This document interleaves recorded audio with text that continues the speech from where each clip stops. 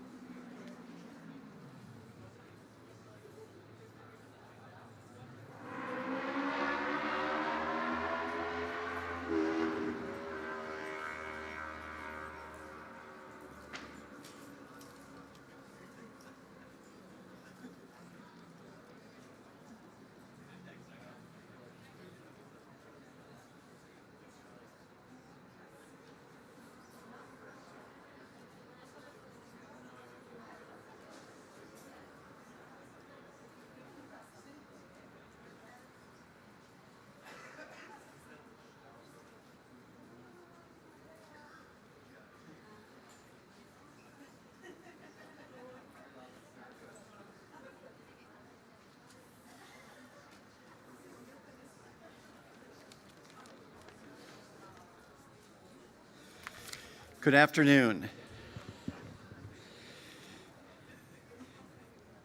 It's my great privilege and honor to welcome you all to the finalist presentations for the 5th cycle of MCHAP 2025.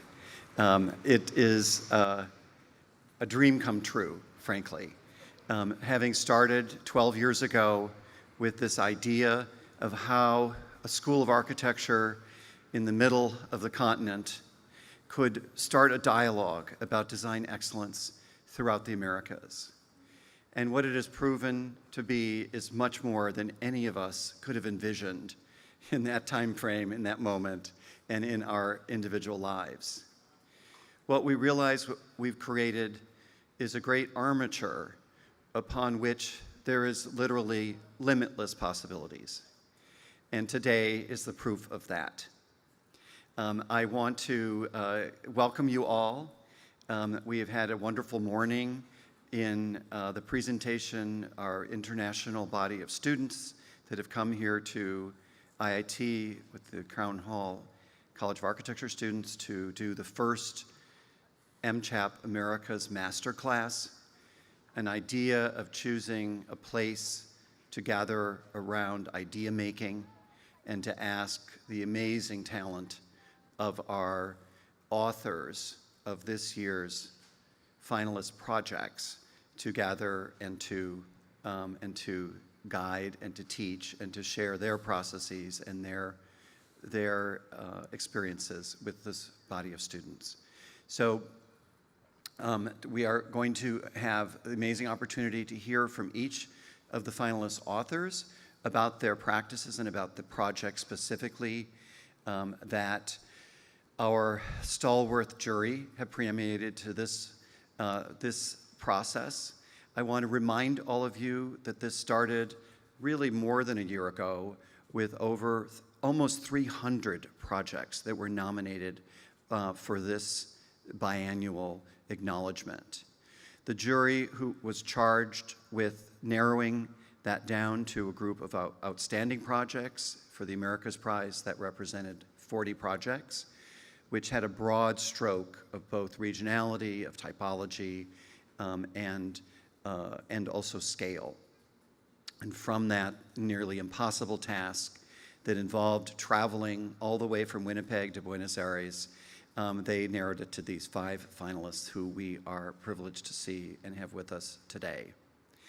We are going to take them more or less in the order in which the jury went to visit them. It's sort of a tradition that we have in how we present the awards, so that it's not alphabetical, it's not where they're located, but it's how we traveled as a group. But I do want to take this moment. So we're going to spend about an hour and a half hearing about the projects from their authors, and then we will thank them, and they get to relax. And then our jury will be in conversation with Professor Mimica about their experiences over the year of making the cycle 5 for MCHAP. What I want to just say before, there are representing two of our laureate projects in the audience tonight, those that have sat in the same seats and made the same presentations in years before. Barclay Cruz is represented by Jean-Pierre and Sandra for their Edificio A winning project of the America's Prize, and we welcome them. Thank you. And we also have Maurizio Rocha, the author of the Anamacali, City of Creativity, City of the Arts in Mexico City, who is not only here with us today, but has served this last year on our jury. So Maurizio, an extra special welcome. So I'm going to ask representing the Pump House. This is Winnipeg, an amazing project that is an amalgamation of existing historic infrastructure with a reactivation of a part of the city and through the implementation of housing and also retail. So I think Sasha and Johanna are going to come. Who are representing you guys? Colin as well, the three partners of the practice. Please welcome them.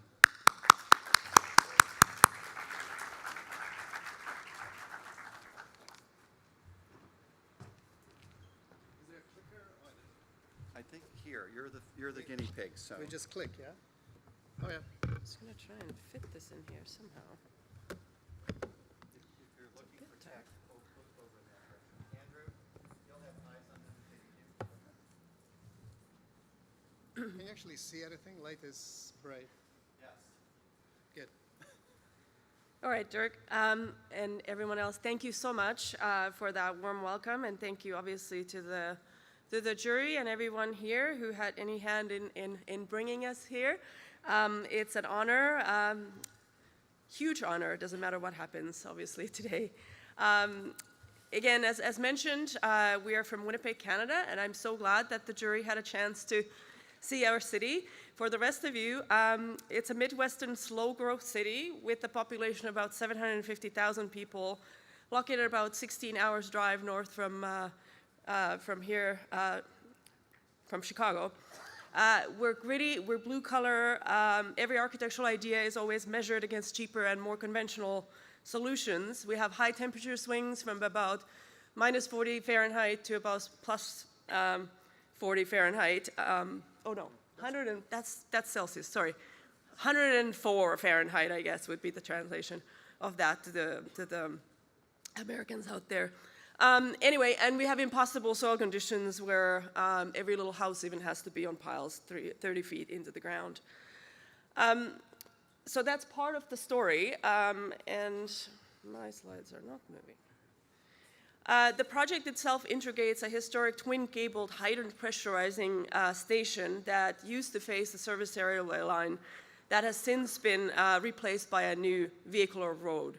So it is essentially after the Great Chicago Fire, our city was worried about fire suppression systems and developed this building that we're looking at today. The site itself is located at the edge of this downtown, a downtown that experiences very little development pressure, as is hopefully evident from this image that shows the project in a sea of surface parking lots.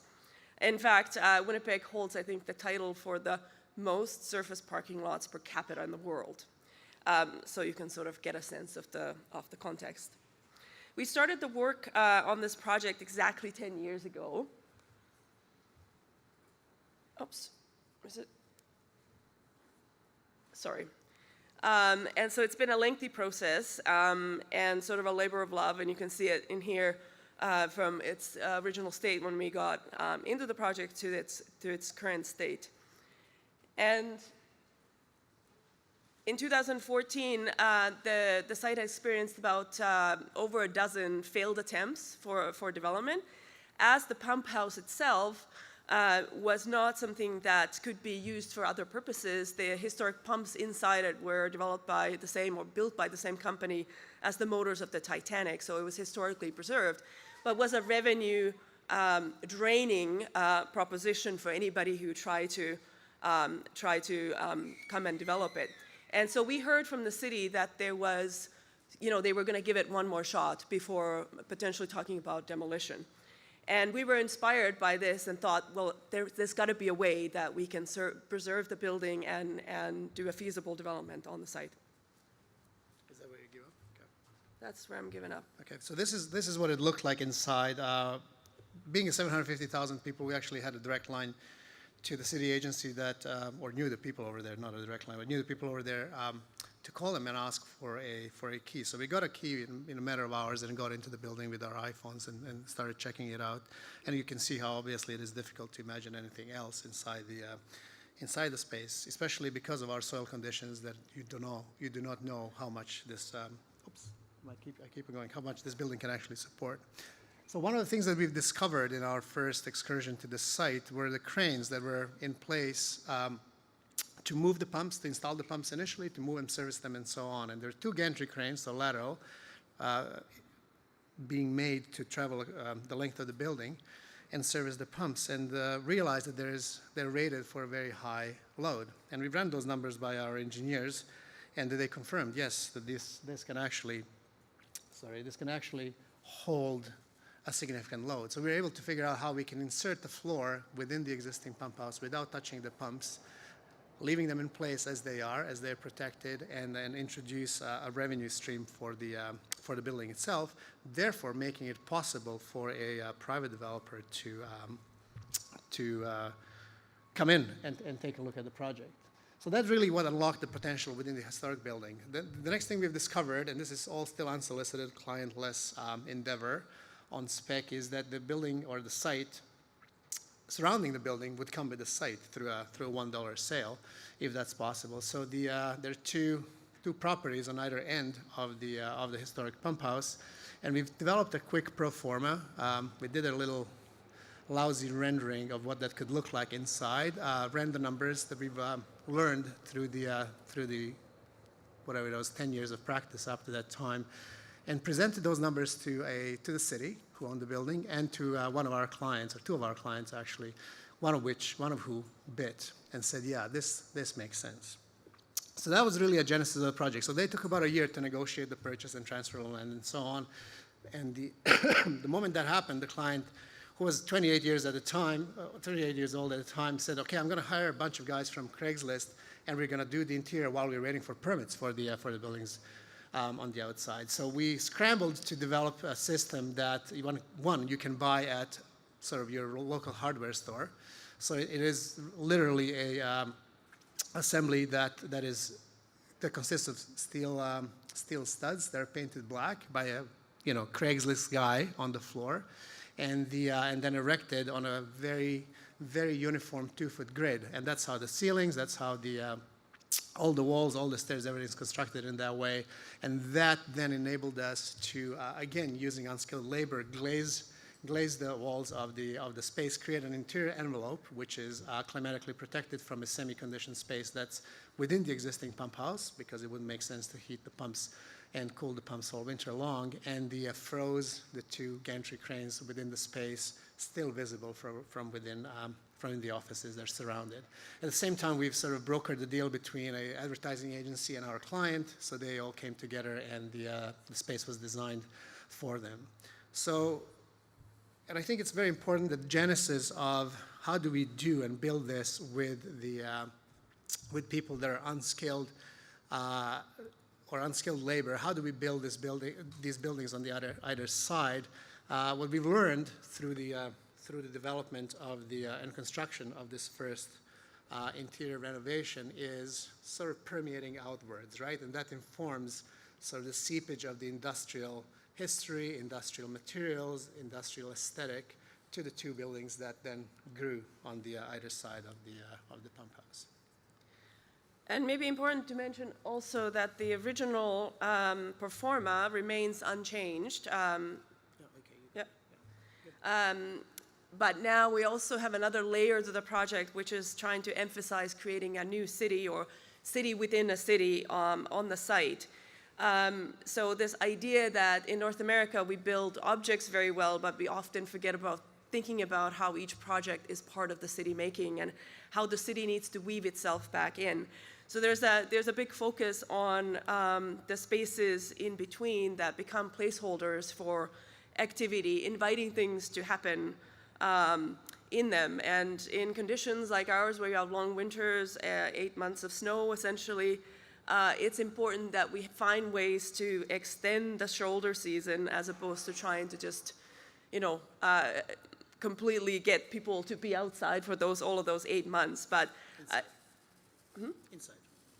Or that. But what I'm trying to say is that extend the shoulder seasons is the important part. So even though if you don't think about that you should be outside in Winnipeg, you can. And it's actually quite comfortable later on in in those seasons, autumn and the spring. But in this case, so we have alleyways between the project, the historic pump house, and the new insertions. We have an amphitheater that's created above the parking garage access on the back building. So the slope of that ramp doubles as the amphitheater on the outside. And it's these kinds of affordances then that create that city life and pull it into the project proper.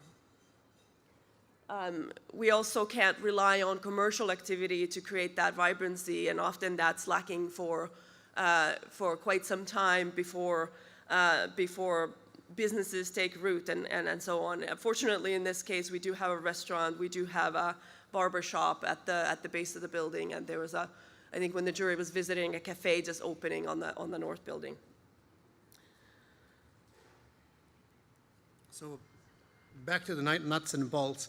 One of the things that unlocked one of the two sites, the narrow site, which was deemed unbuildable in the prior attempts, was this idea of a single-loaded residential block, and that's a no-no in development world because the single-loaded corridor basically is very expensive to build because it only serves half the units that it could actually serve. And so the two things we've done for that, by single loading the building off on one side, we're able to get cross ventilation in all the suites, so all the units in the building actually face both ways. You can get air movement, and you get participation in the hallways that are exterior in this case. But secondly, what we've done is we've eliminated every other corridor by employing the skip-stop strategy. So one corridor serves the floor that it's on, and the floor that is above. So you can see here how a very simple, regular rhythm of apartments, they kind of stretch horizontally into 2 bedrooms or vertically into 2 and 3 bedrooms, or remain small as a 1-bedroom bedroom units, all fit within a regular grid. And then they face or reach out to the hallways on the side.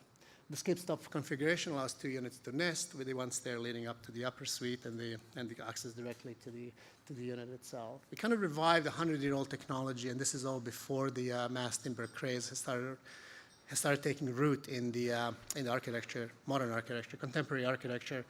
In Winnipeg, most of the historic buildings that actually remained because of the slow growth city are built using 2x4 or 2x6 pieces of wood nailed together to create a structural floor that's fire resistant and so on. And so we use this technology to create floors and pre-manufacture most of the building inside, most of the units inside. And here you can see how that actually figures in the views on the end of the building itself. And then as you leave your suites, you're faced with a common space. So you're not faced with a 5-foot or 4-foot wide dingy and smelly corridor. You're faced with the city, or you're faced with your neighbors, or opportunities to connect and interact. And so that's what you're seeing here. So the building is sort of inverted, and instead of corridors being internal, they're external to the experience. Your view as you leave the house, as you leave your door out, is towards the city. So the building then, in a different way, becomes part of the city, extending that idea of weaving a new project within the city fabric. And the stairs are hanging over the sidewalks, again extending and creating more points of contact between the building residents and those on the ground, and then shielded by some of the most cost-effective materials that we can find. So Colin, do you want to conclude that? Oh my, we've reached the end, and you're wondering, why am I up here? It's because I'm often invited to have the last word. Other times I'm needed for the last word to intermediate between these two. We hope that we presented a project, and we think it's a good project. What we also hope that you've heard is that this project, we're passionate about it. It's 6 blocks from where we live, 6 blocks from where we work. It's part of Winnipeg's DNA, and we hope that we're part of Winnipeg's DNA. And Winnipeg is often overlooked in Canada. Canada is often overlooked in a global context. Now more than ever, I won't make any more references to that. But this project is near and dear to our heart, and it's a project that shouldn't have existed. Sasha and Johanna have explained how it was ready to be demolished, and when it was uncovered that it wouldn't be demolished, you would think, okay, we accomplished that roadblock, but then Heritage didn't want it to get built. And then zoning said, no, we're not allowing this, and you have to do it a different way. Then the building code said, and there are story after story after story of why this project shouldn't exist. And we're so proud and passionate that it does, and just thrilled to be here. So thank you very much.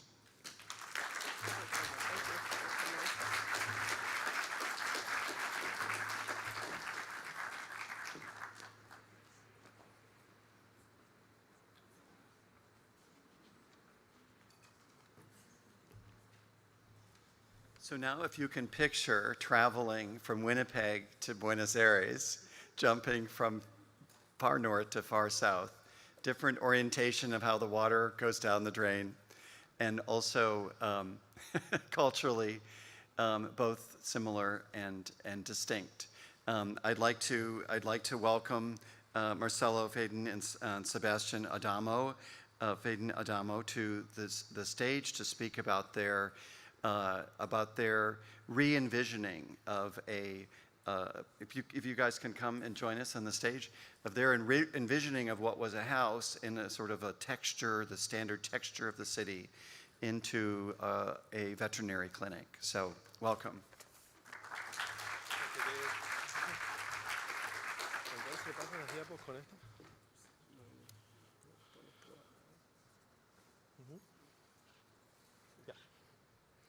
Okay, thank you very much, Dirk, and thanks to the whole MCHAP family.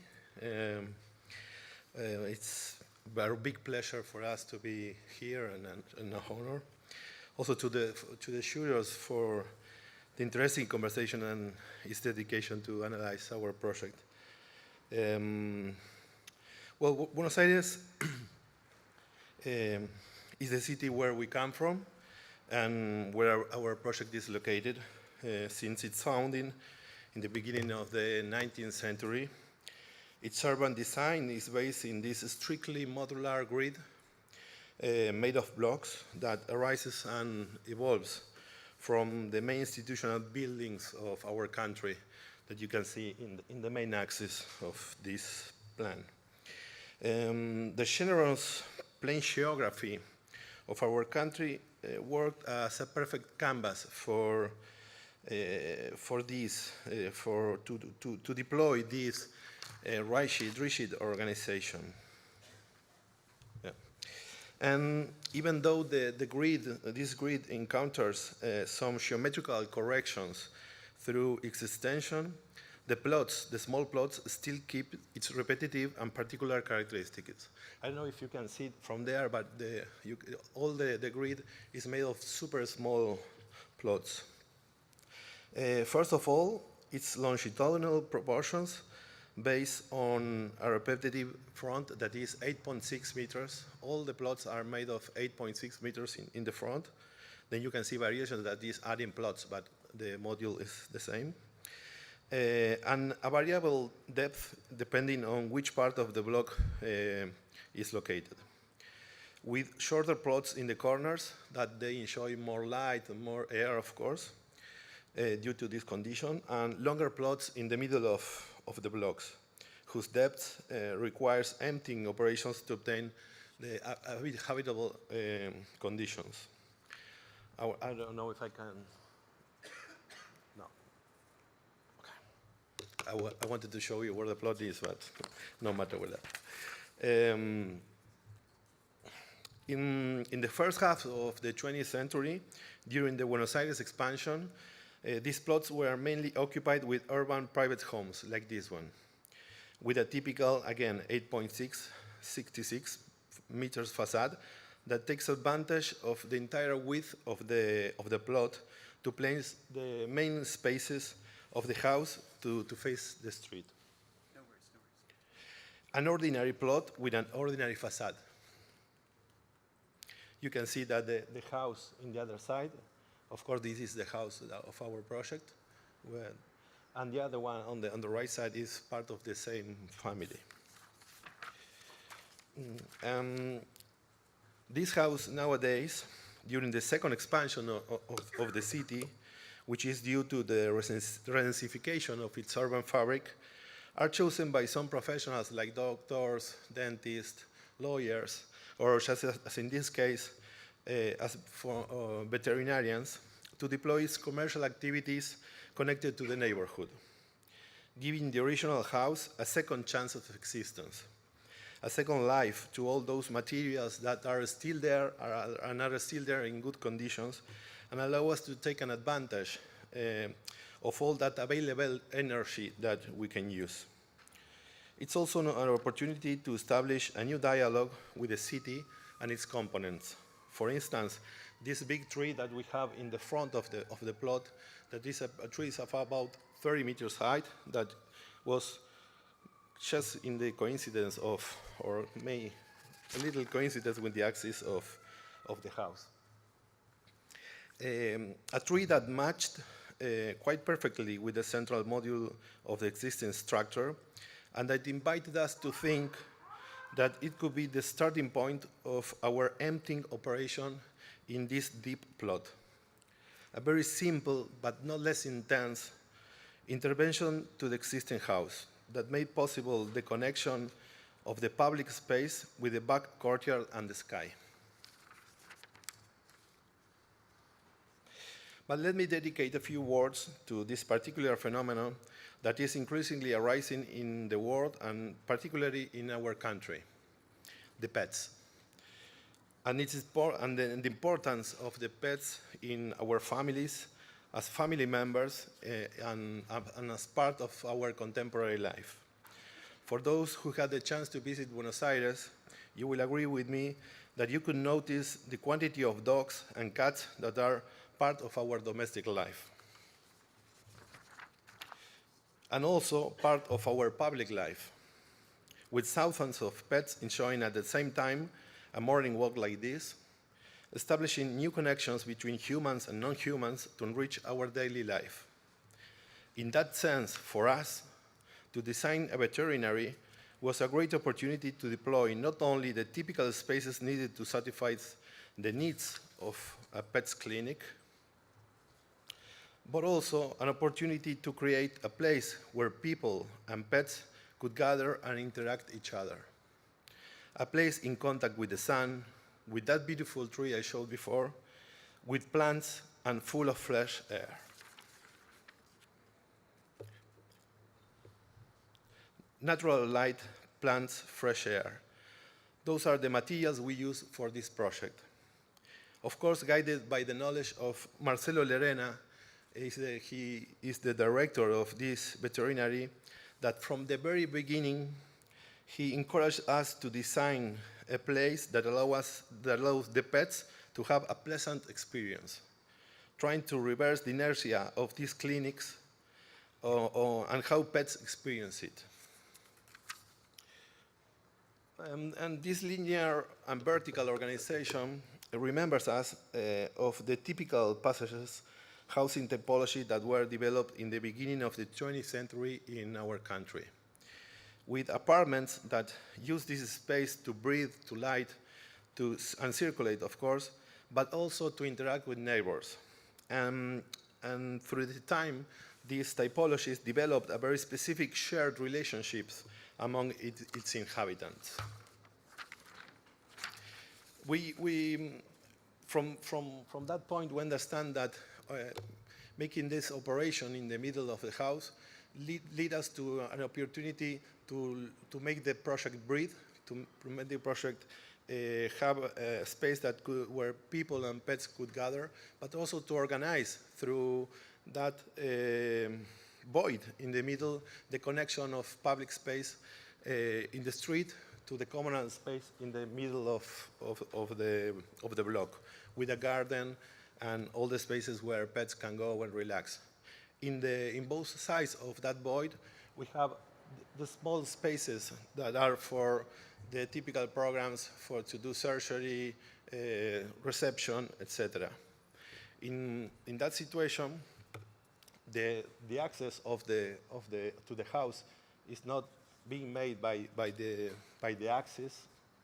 We decided to make a different entrance with a diagonal that you can see from the interior here, to have some privacy in the interior, and then in that corner you can also understand how to get in the project.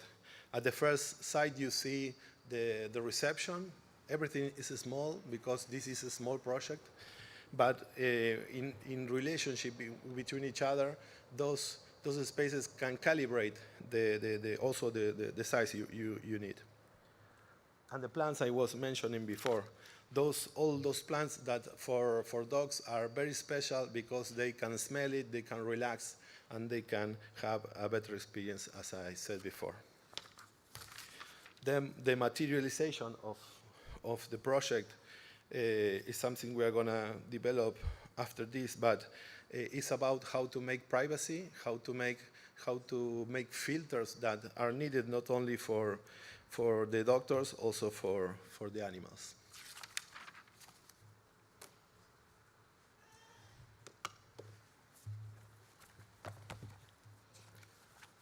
So as Sebastian was saying, from the street, the access is dislocated from the passage in order to create some intimacy, some surprise when you get in.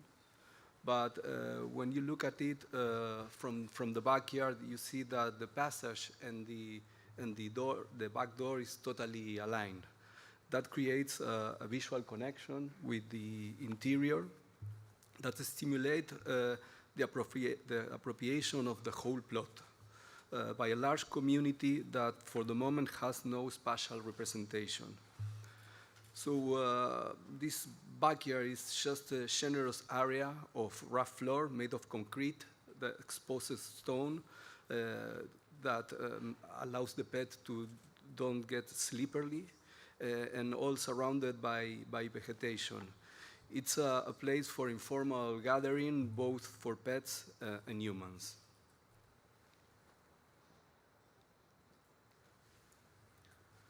So this is the first floor where all the private programs happen. There is an operating room, X-ray room, laboratory, an office space, and also, as you can see, in the middle of the passage, there is a bridge that is actually also a room. It's a waiting room that the people wait there while their pets are being operated, that stays like floating in the middle of the passage. There are also two kinds of structures, as you can see. The biggest one represent the existing columns made of concrete, and the new one, slightly small, are made of metal. And they, all the time, that not coincide. And the project has the aim to absorb the existing section. You can see that in the double stairs that are in both sides of the plan. So those are the two stairs I'm talking about. That's the bridge that can be used as a waiting room. You can see the tree in front of you, but also above. And you can understand how the blind and transparent panels relate to this complex section.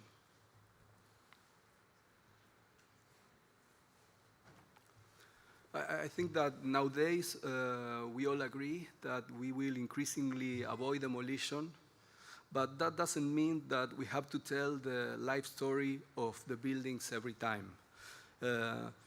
First, because not all the buildings deserve it. It's sad, but it's true.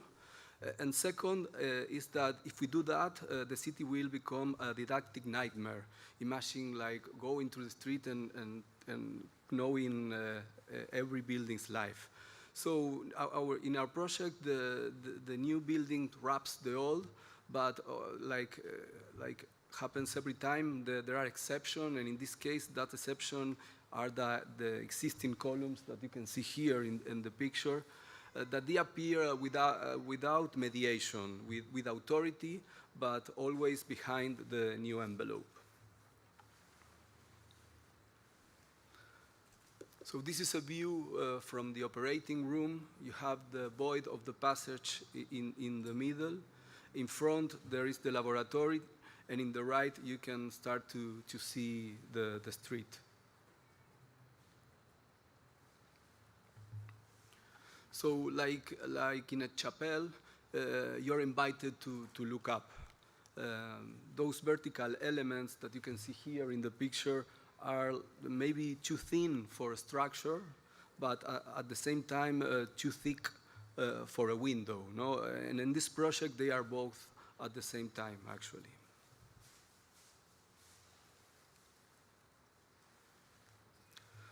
So again, from the backyard, when the building is surrounded by vegetation, it kind of look like isolated or objectified. And because of the presence of the passage and because how thermodynamics works, the proportion of the building start to be something else. The veterinary clinic at the end looks like it will be something else. So, as Sebastian said, for us it's really a real honor to be here in this building, being part of MCHAP. And I think that through a lot of years, we learn through books, but recently by having experience Miss work in person. And I think that we learn a few important lessons from Miss. The first one is that you can build all kind of programs with ordinary materials. Of course, if you put them together carefully. And that's, it's a very liberating idea coming from the South. The second one that relates to this project is that the intensity of a project doesn't depend on its size.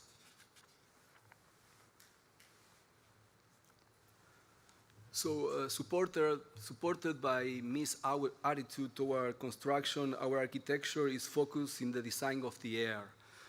We've been through the years insisting so much in semi-covered spaces, moving from curtain wall to ventilated curtain wall. So for us, the quality of the air, something that is quite visible in this picture through the smoke, becomes something relevant in our work.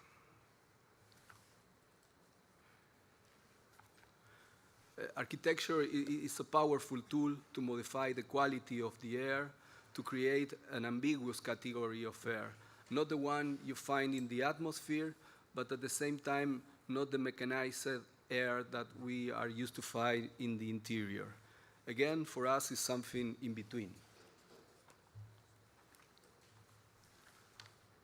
Spaces like this create an ambiguous category, something between interior and exterior.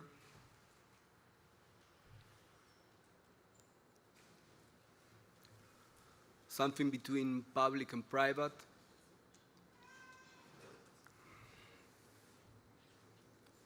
Also, spaces like this stimulate a kind of ambiguous perception, pushing the individual to choose where to focus and what to see.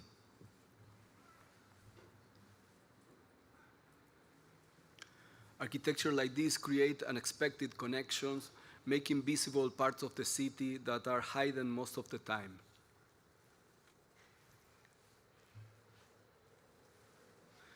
So we strongly believe that architecture has the power to dilute established categories, to make room for ambiguity, to stimulate unexpected projections. And maybe this is one of the few ways our discipline can achieve greater freedom for our societies. Thank you very much.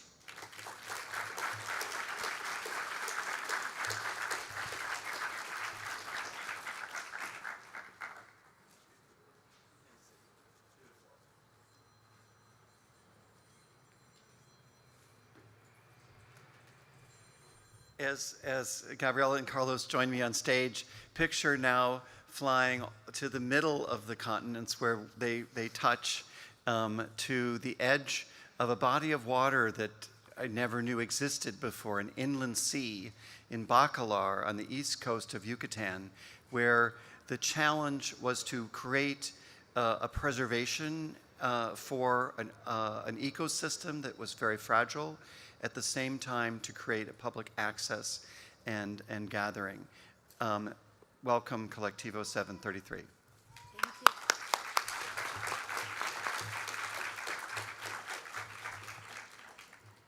Thank you. ¿Y dónde veo? Okay. Okay. Uf, tengo que moverme para acá. Well, it's a pleasure to be here. Thank you again to the MCHAP, to the jury. It's great to be here. We are here in representation of a group of people. It is very important to tell a small story about who we are. We are 4 offices that gather for a competition in 2019. That competition was a public one. We were invited by our faculty in UNAM, and we won the competition to design a market. At that point, the requirements were very particular, to design in very complex context, with limited budgets, in a very short period of time, projects that would be replicated. So we thought the first strategy was to build a team.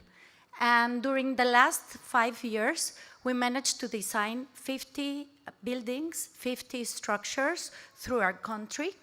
And it all started with a team of 5 with different approaches, following and pursuing different things.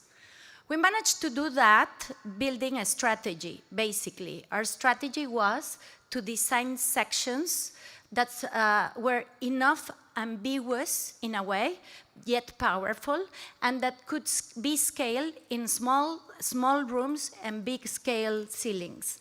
With this, we managed to work with geometry as well and with topography. These 3 elements allowed us to work also with different materials along the territory. With following and asking ourselves these very first principles that Eladio Dieste mentioned many years ahead when he was asking himself what public architecture should be. And he said that public architecture should be logical, efficient, economic, but all the time cosmic. And for us, that was a very powerful statement to follow our path and to design our structures. We managed to visit and to know our country in this very different and vulnerable context, from the northern border till the south. 36 projects during 36 months was the possibility to work and to start this. The project we are going to present and where we are finalists, it is one of those 36 projects built in 36 months. And this is the last project we built for that. So we said we didn't design 36 buildings. It is a variation over the same theme that was evolving during these 3 years.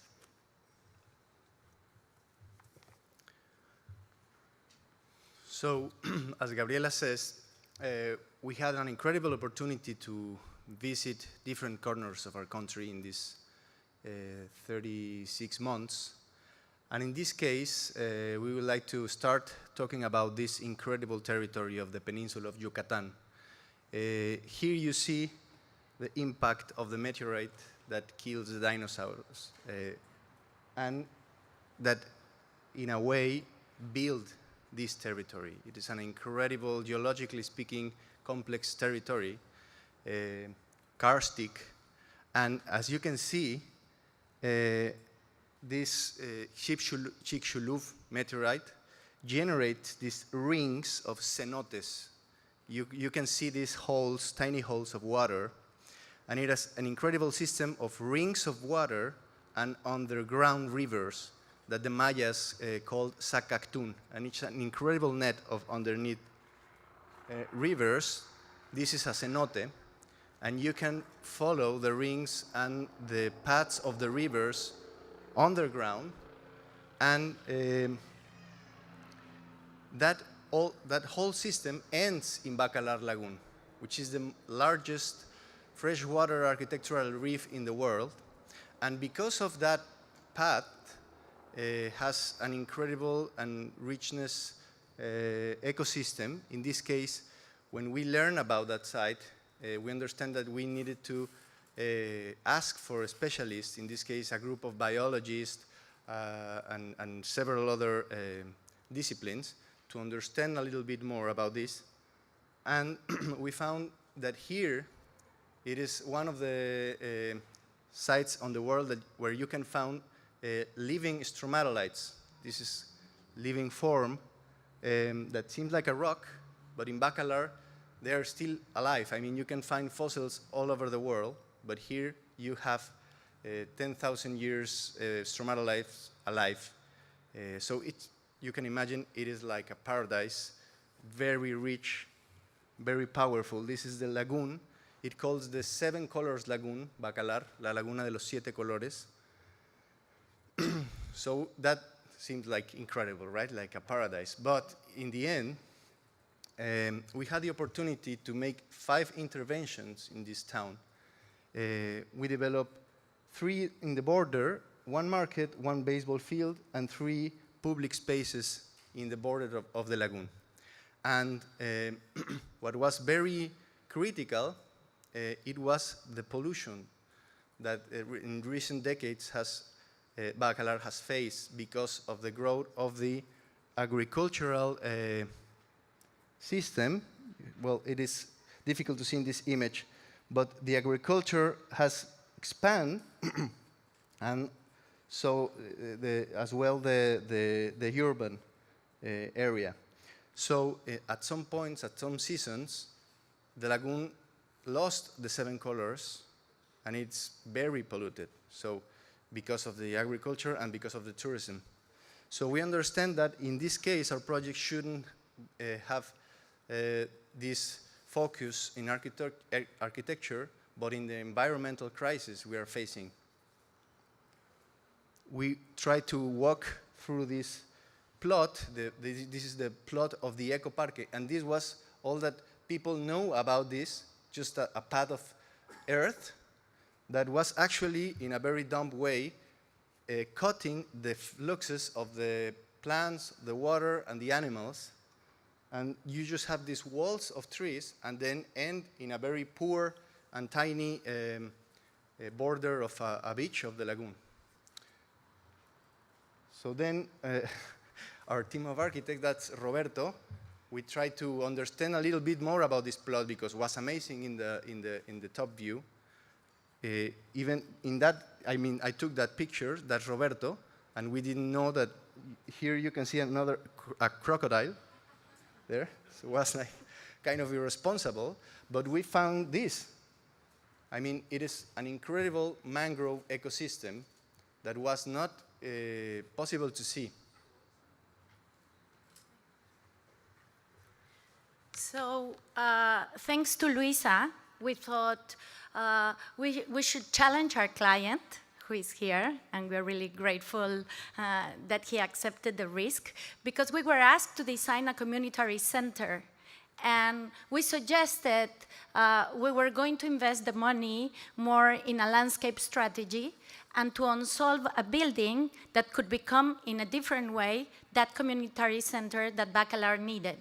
So we started thinking in how to recover the mangrove, because it's important to see that around the lagoon, people had changed basic things that balance the environment. They had placed lawns of grass surrounding the lagoon and taken away the important mangrove. We had forgotten it. We believe it is not important. So we had done, and we had proposed simple yet powerful strategies like harvesting water, creating rain gardens, and with that, we decided to build almost the minimum gesture that could provide many things at the same time.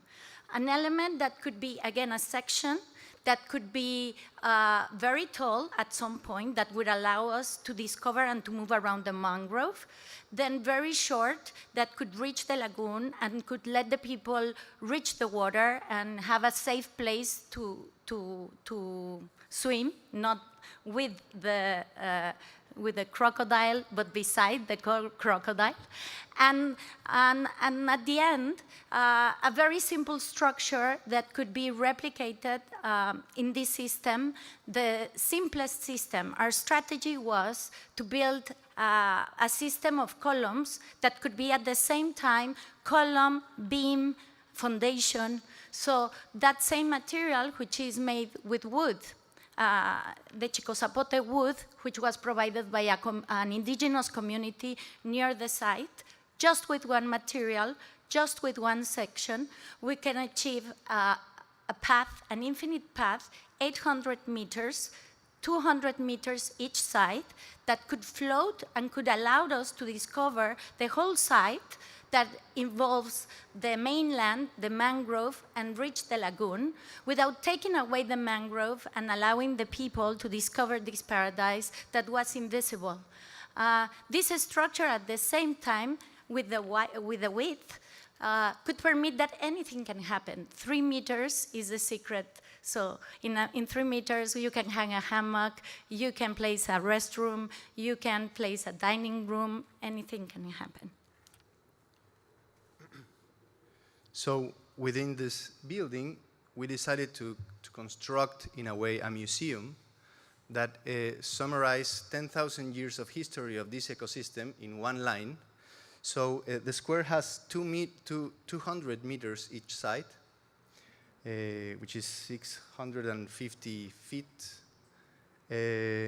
And we place a scale line of 10,000 years. So you can have this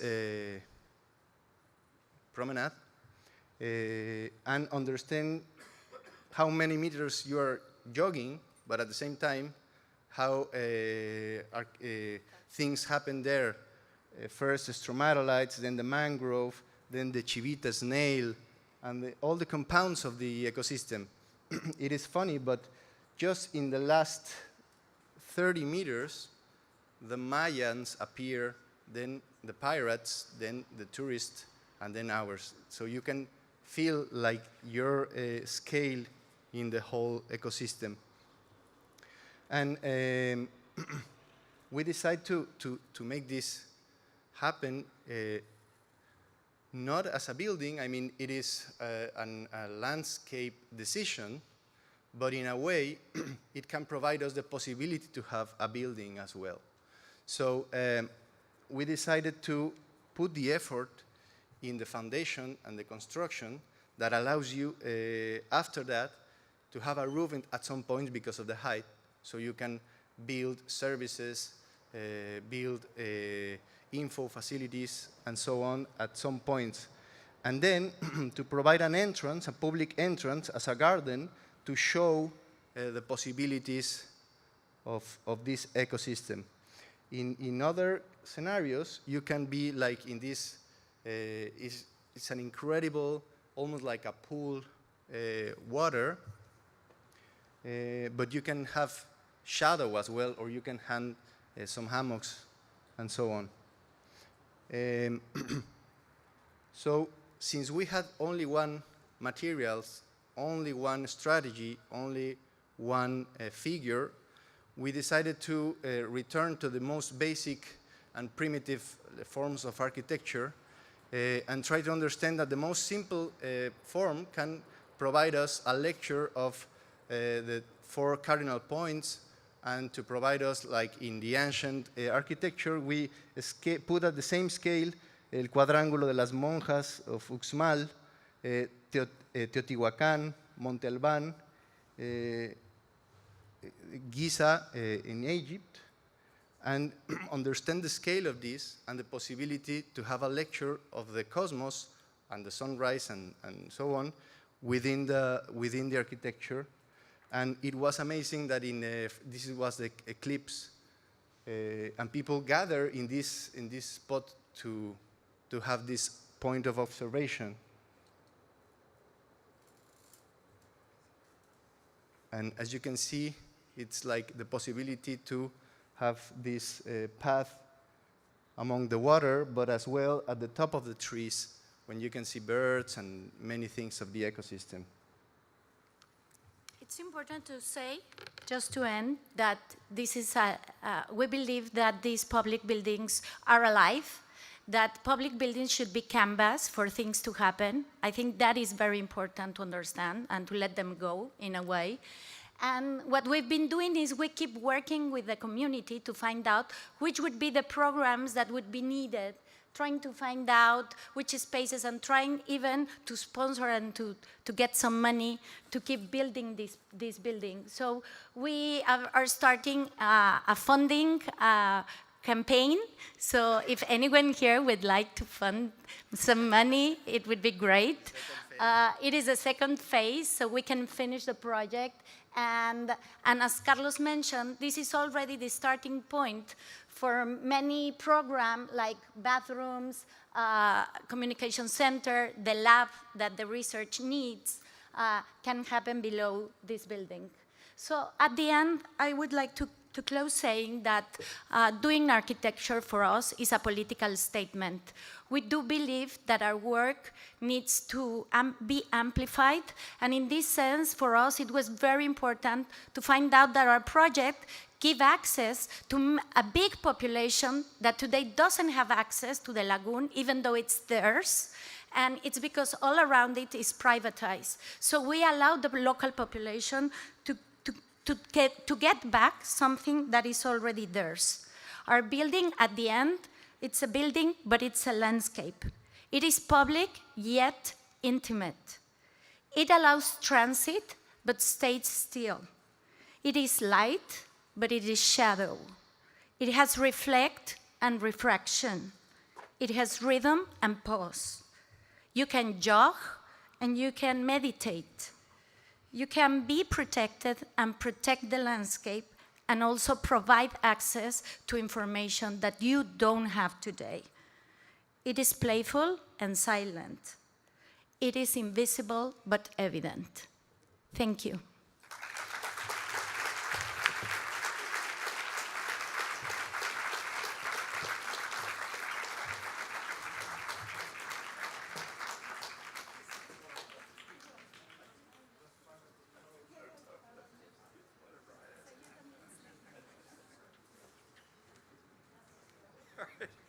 Well, that's a first for MCHAP. Tatiana, please join us in Alba. Tatiana Bilbao's studio is responsible for an amazing project, which is a museum. It's an aquarium museum. It's a research center, but it functions at a much larger scale of really urban intervention as a stimulus. So please welcome them.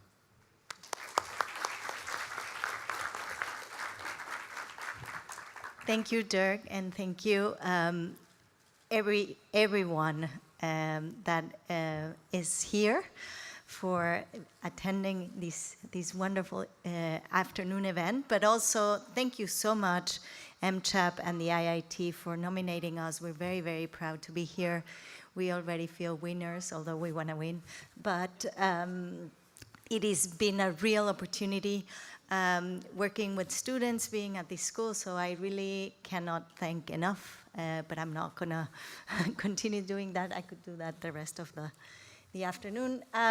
We're here to present the project in which we were chosen the finalist. It is indeed much more than just an aquarium, and this project had been conceptualized as something that it's a piece of infrastructure that provides to Mazatlan many different things, with the possibility of also kind of arising the identitarian response from its citizens towards their own city and their own environment. We thought that this project could become also kind of the platform in which Mazatlan is understood as a larger ecosystem. This project is already as a base inviting many, many different species to converge together. So we thought it was really an opportunity to understand oneself as a part of a very big part of a planet that is really much larger than we as humans. And that's what we wanted this building to become, a link between the Mazatlan citizens and their own ecosystem, which is the Sea of Cortez, an identitarian piece that allows this to happen, but a platform for this ecosystem to thrive as well. Mazatlan is on the tip of the Sea of Cortez, and it's in a way the door of the tip of Cortez. The Sea of Cortez is the sea that it's in between, or the Gulf of California, in between the peninsula and the country, and it's flanked by by the tip of the Baja Peninsula, which is Los Cabos and Mazatlan, where it was decided to understand it as kind of this first encounter with a large institution that holds the knowledge, both the knowledge, but also the spread of the capacities and possibilities of this rich sea, which is one of the vast ecological regions of the world. Mazatlan is also a city that used to be an incredible touristic alive port in the 60s that little by little, because of its popularity, started to transform into a very large urban environment that then in a bit had left aside its tourist attraction because of its its size.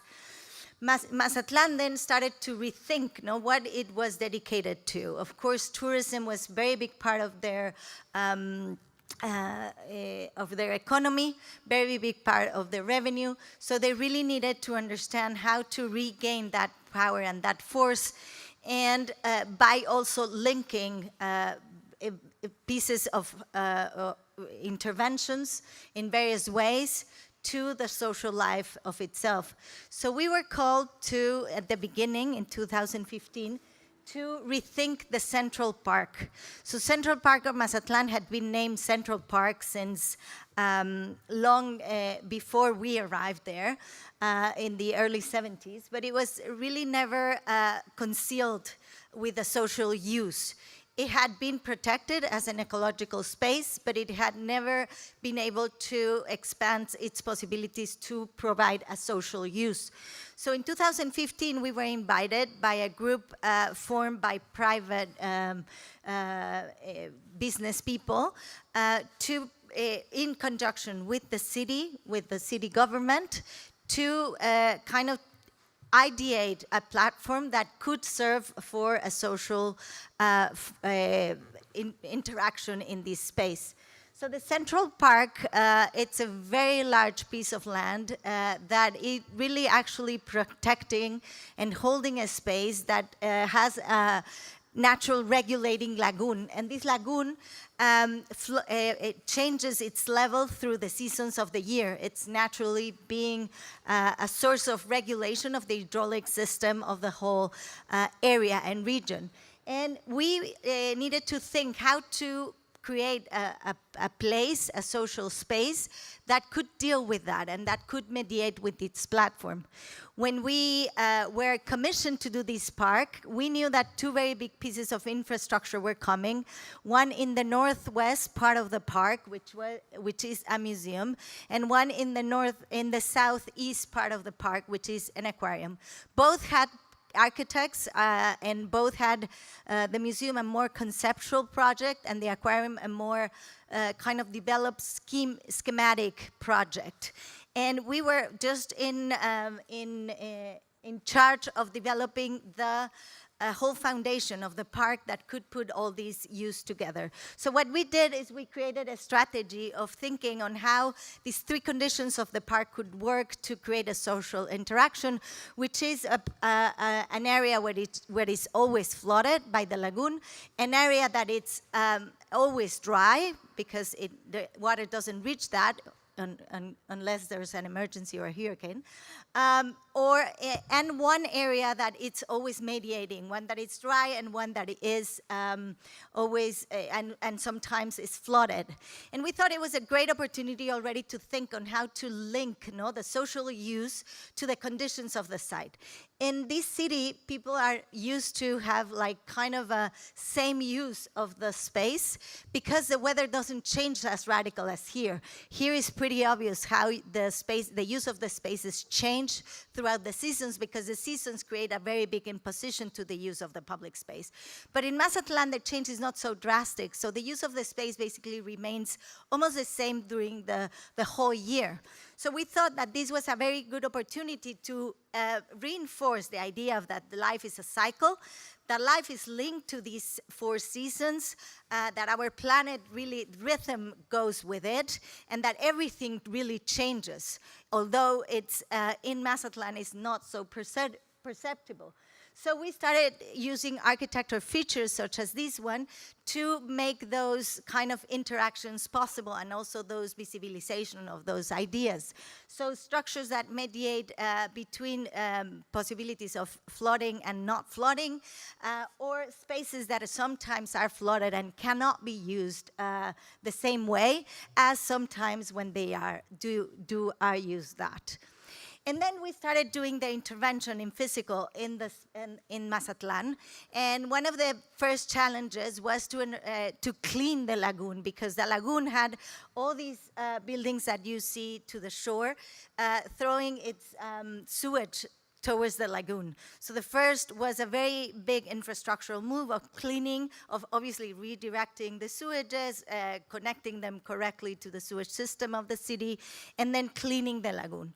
Already when we started doing that, it proved to be incredibly successful. The people's reaction was amazing, of course, because all of a sudden this very kind of leftover urban space became renewed, and it had, not only that, it included a social promenade on the south part, linked to the buildings that was never there. So the revelation of this space started to appear, and the people started to understand the great possibilities of it. So we then, continuing with the project, were asked by the same people that were backing this if we could rethink the structure of the aquarium, because they had an aquarium that to them didn't look like an aquarium. And we really were very skeptical. I always have thought of aquariums as like this mural, and the title correctly describes, Man Controller of the Universe Structures. This is a mural done by Diego Rivera in 1933 in the Rockefeller Center. It was later erased by the Rockefellers. They didn't like the mural. They thought it was too politically incorrect, and Diego Rivera repainted it in 1934 in the Palace of Fine Arts in Mexico City, where it currently is. And the title is Man Controller of the Universe, and as you can see, it's a man controlling with its machine everything that happens around. And for me, that is kind of what an aquarium means, no? It's let's bring to us a world that we cannot exist on it. Let's fantasize on it, and let's put nice colors to the aquarium, so we can even join the fantasy all together as a spectacle. So we were very skeptical about it, and we told this kind of exactly this to the persons behind, and they told us, well, that's exactly one of our kind of difficulties on this program, but the other one is that we think that we don't have an aquarium that really links us correctly to that environment. We don't have an institution in the whole Sea of Cortez that is able to provide knowledge and create possibilities for us in Mazatlan and the rest of the Baja Peninsula to connect to this ecosystem. And this is when the rings started to, the bells started to ring for us, because this is when we understood that we could work with these conditions. So we still had no idea what it looked, a building that looked like an aquarium, but we started to think how to then create an institution that could provide a platform for what I was explaining before, a place, a building that really could be an identitarian feature that allows that people, that society, that person that enters this place to understand that himself is just a minimal part of this huge ecosystem that rules this area and the planet, of course. So we thought of inviting then people who had done institutions like these, and we invited, first of all, the people from Space House sorry, it's not Space House. The people in Vancouver, Ocean Wise in Vancouver, who had done a similar institution where they were at that time the stewards of the Vancouver Aquarium, and that had created an institution that had really for many, many, many decades, protected the seas around and really spread a culture around the possibility and the existence of this larger ecosystem within the British Columbia area. So we started working with them to understand what is this institution, to create the program for it, and to understand kind of the roots on which, and the base in which we were going to do this. We then had the challenge to understand, okay, yeah, now this is the institution, what is the building that does that? And we really had no other way of imagining a building like that, rather than imagining a building that had been built in the year 2023, and that by the year 2100 was flooded because the sea rose, and that by the year 2289, when we arrived, the sea had receded, but life had taken over the building in full. So we imagined that this ruin in the year 2289 that was full of life was the building that we just opened for humans to inhabit. And this is the narrative that we really presented to Ernesto, who right now is not here, but he will be here tonight. At the first meeting we had when he called us to do the project, telling him that this is how we imagine a building, that we couldn't imagine anything else but some platform that life just took over. And he was really in shock, of course, when we told him this story. But then he understood what the operations we were doing, and incredibly supportive of our starting of a dream. And how to pass these ideas about our position, our relationship with nature to a real building was creating understanding that we had to design and create a space that affects the body and change the position between us and the nature. We are part of the nature. We don't control the nature. And at the same time, the brief that we received was a huge tank schedule with tons of liters of water, and we translate that with the question about, okay, how we are going to translate this, the life that is going to, that we have to support like many lives, many species lives, and we need to translate this to a building. And what we saw was that we had to understand all the flows, because it was a superposition of the flows of people, species, air, water, and there were a specific position for each one, because if not, the system that supports the life of the animals doesn't work.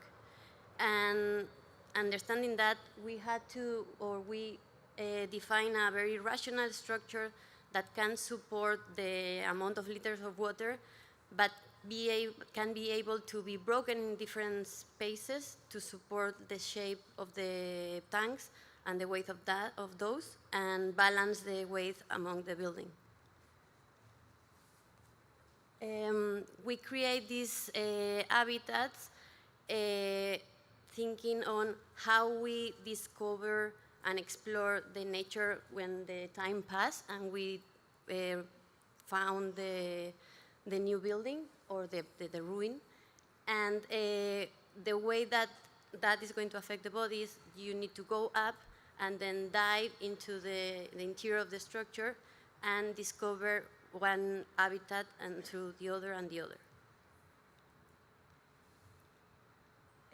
Here you can see what I was trying to explain about the superposition of flows. Here we have represented of the piping, but we have represented the path of all the inhabitants and the species. And it's very difficult to define a building or explain it. Okay, we had to define the floor plans, the section that made the construction well done. But explaining a space that connects the vertical and horizontals and can support all the flows was very difficult to draw. We developed many elements to express the history of the building. we involve all the species that were around the project. We explain and make part of the project all the people who were around us.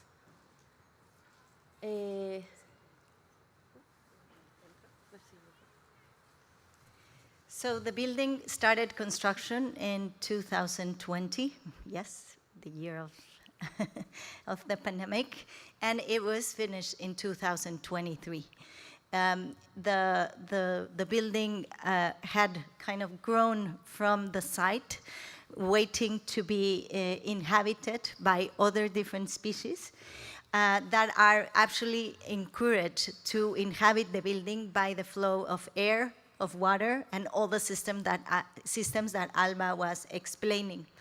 The building is a set of walls, but it's a set of walls that provide a possibility of a strong structure that is able to hold different types of life in its all entireness. So the building, the way you navigate is you enter to these very two large pieces of staircases that are followed by these walls that bring you up to the top of the building, where you're able to discover what was the ecosystem that implanted in the roof, but also what is kind of the surrounding of the space, starting for the direct relationship with the lagoon, and then the end relationship with the sea, which is in front. These two very big pieces of stairs kind of are doing the act of bringing you up to the ruin that was one found, that was one flooded with water, and that then really submerge you from the center towards the interior life of it, from the center of the building. So as I said, you start to encounter parts of the ecosystem that are invading the roof. Then you're submerged to the interior space where you start kind of meandering through different paths to eat. Our imagination was that you become a fish and navigate this space as being swimming in it. We tested it, it works. And through different, kind of the orchestration of different spaces that open and close, that open for kind of allowing some species that that live in these conditions, and closes for allowing other species that live in different conditions. We are trying to create gestures for welcome a vast array of living species, living organisms that are in this planet, but especially, of course, in this ecosystem. And the building was open in May 2023. Until now, it has been visited by more than 1.8 million people, and we hope that by very soon, it is inhabited by more than 1.8 million different types of species that live around the Sea of Cortez. And of course, this is not possible to be done by one, neither by two, neither by our 50-people office run by 6 partners. It's really a ton of people that I would just spend the whole afternoon naming. It's really a lot of people behind, but think that they come all with us. Thank you so much.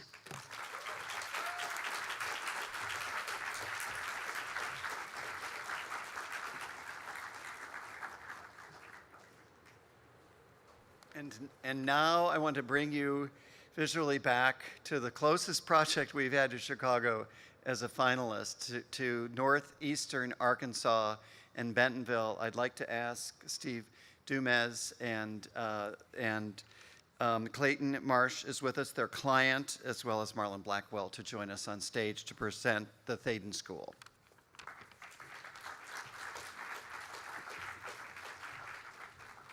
Thank you, Dirk. Marlon and I thought it would be important to have Clayton join us, because this, while it's a collaboration between 2 practices, it's really a larger collaboration, including a landscape architect, and we view our client really as part of the design team here. think we'd be remiss if we didn't acknowledge a couple of other of our partners.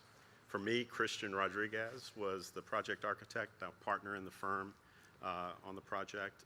And Ati Blackwell is my partner, architecture, and all the interiors you see on our buildings are all led by her as well. And we life. And life. Oh, and life too, yeah. But we're talking about architecture at the moment, but yes, life. Yeah. And also would like to recognize Michael Malloy, who's the current head of the school. Where is he? Where's Michael? I know Michael he's here. is also joining us well. And Clayton is our former head, but what kind of started at the beginning with us, this incredible adventure that took, I think, 6 or 7 years to make a school, and make a curriculum and a host of and a community.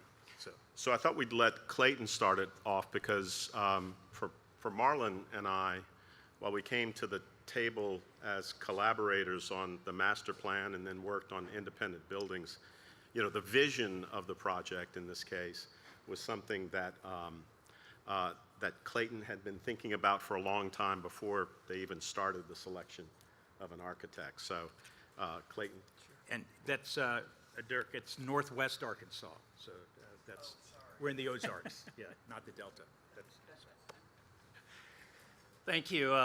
Again, my name's Clayton Marsh. I'm the founding head of Thaden School, and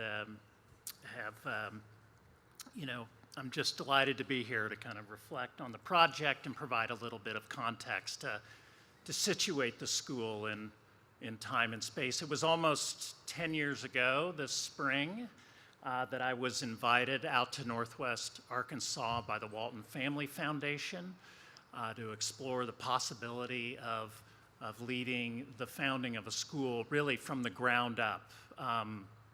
At that time, the school had no name, no curriculum, no faculty, staff, students, not even a mission statement,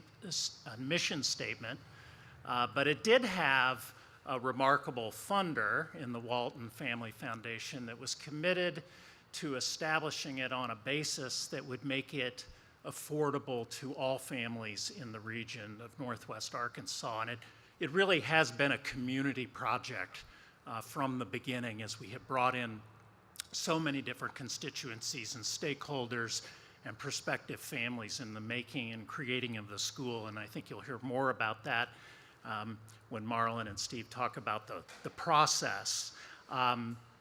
But at that time, there was really nothing at all, vacuum, except for the support of the funder and its commitment to building a school on this basis. So for me, it was critical, where to begin. I was living and working in New Jersey at the time, had not lived in Northwest Arkansas, although I was born and raised up the road in Kansas City. But I needed to begin by really getting to know the place. And at this time, I'm the only person hired to work on this, but I took a deep dive and spent a lot of time just getting to know the Ozark region, its ecology, its climate, its agricultural history, its riparian history, just spending a lot of time immersing myself in the larger natural and agricultural ecosystem. From there, I began to kind of focus on the town of Bentonville. The only specification was that it be somewhere near Bentonville, that it be a school for grades 6 through 12, but other than that, we were really open to kind of think expansively and creatively about this school. A couple of things about Bentonville that were very compelling for me.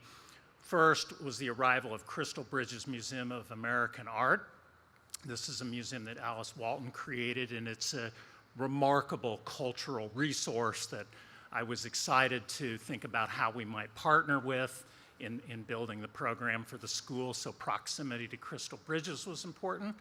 There's a charming town square that had a great history, and I was hoping to kind of find a site near there.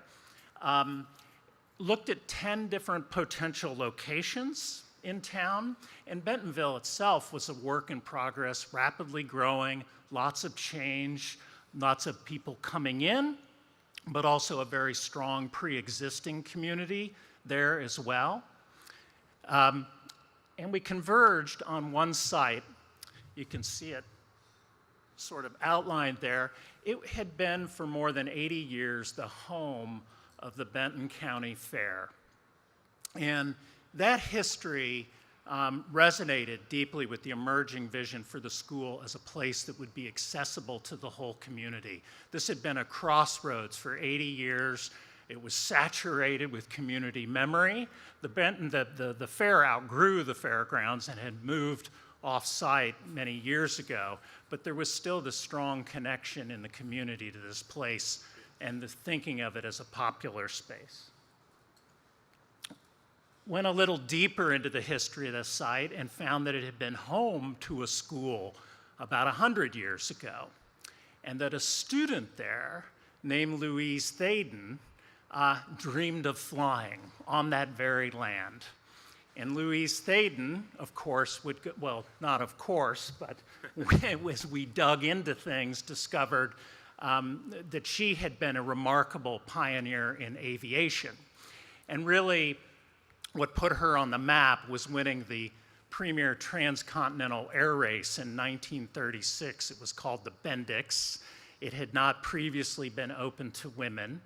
It started in New York and it finished in Los Angeles. And Louise and her fellow women aviators petitioned for the right to compete in that race, Amelia Earhart among them.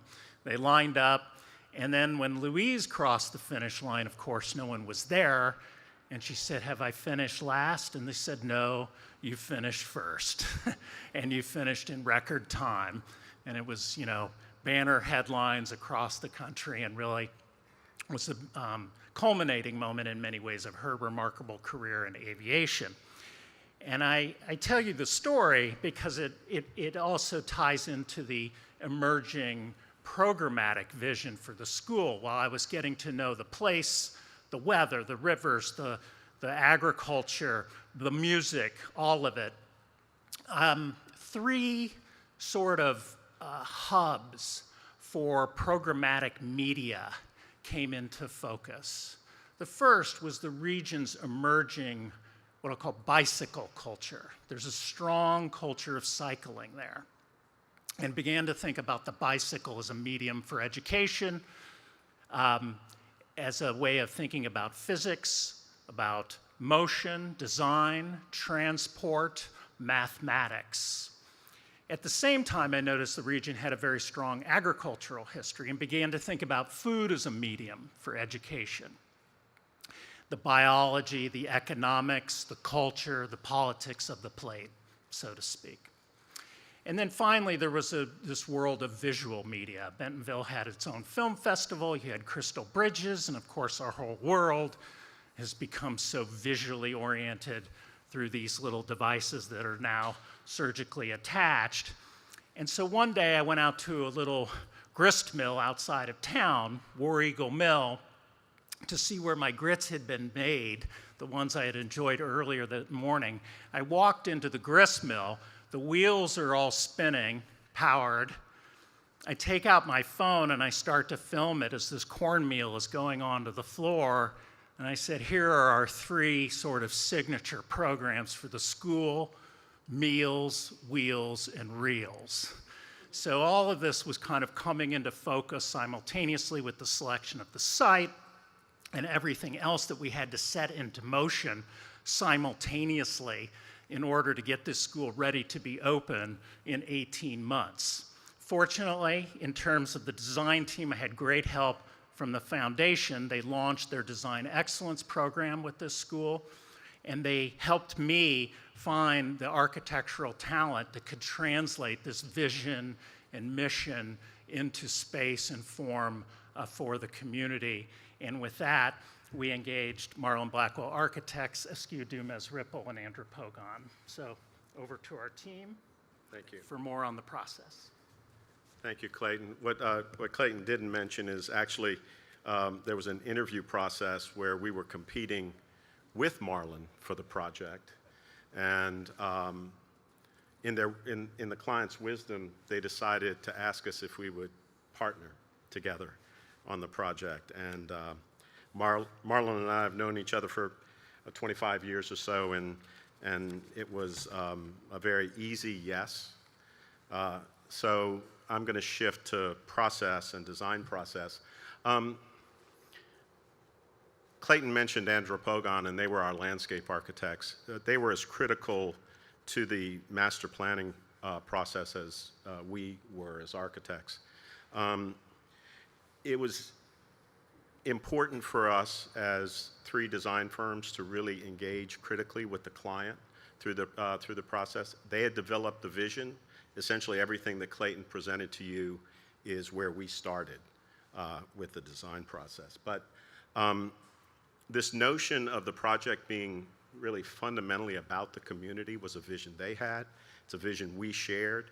We spent significant time engaging with partners around the idea of these signature programs.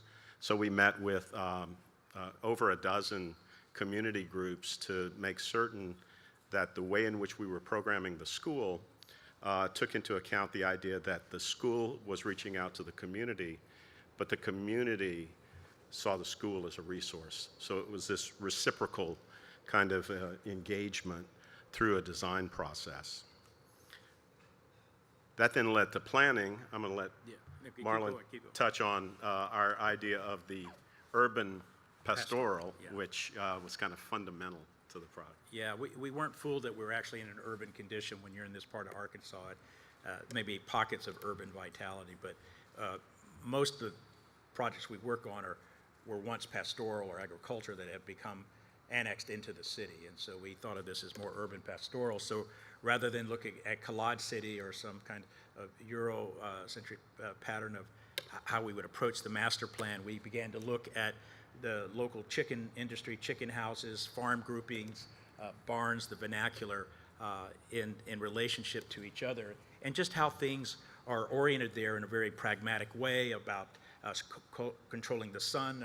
Most chicken houses are oriented east-west to control that exposure. And they can then they're very narrow and long, and then the south side they control. Chicken farmers do that so chickens don't cook before their time. So we took some of that common sense and brought to the master planning there to kind of begin to develop a campus where the spaces between and the buildings themselves all have a kind of vital role to play.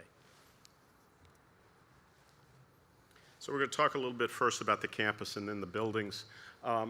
This idea of overlaying the site with a series of layers that began to address, and you can see now the master plan as it emerged, where the literalness of the east-west grain began to be pulled apart to create, again, the academic vision of a set of students who would not experience a classroom day by ever not going outside. It was always about movement between inside and outside and connecting with nature. So the first principle was the notion of a kind of wild edge and a controlled center, so there was clearly a quad, but we designed the project without a fence around it, which is kind of uncommon for middle school and high school. So the way in which we could invite the community in would be at edges along Main Street and along 3rd Street, but no fences around the perimeter. The landscape kind of buffers between the residential and the high traffic of the highway. Movement, I mentioned. It was really important for us to think about the way in which movement was organized on the site. So the architecture began to develop this strategy of interior and exterior spaces, porches that we see in the vernacular, breezeways, opportunities to move through the site, obviously obvious ways to bike through the site. The flows of water, while it seems like a flat landscape, there clearly is a grain, and the idea here was to express that and not hide it. And so water flows towards the south and to the west and is gathered in a water lab that becomes part of the home building where food production is taught. The natural ecology of the site, we worked hard with Andropogon to develop a strategy to restore the original Osage prairie, and so pollinators show up. There's all sorts of new environments that are created, an incredibly beautiful landscape for students to participate in. A productive landscape. Again, the meals program was thought of as something that became outreach, but also took advantage of the site. So with greenhouses and productive plantings, food production support the meals program.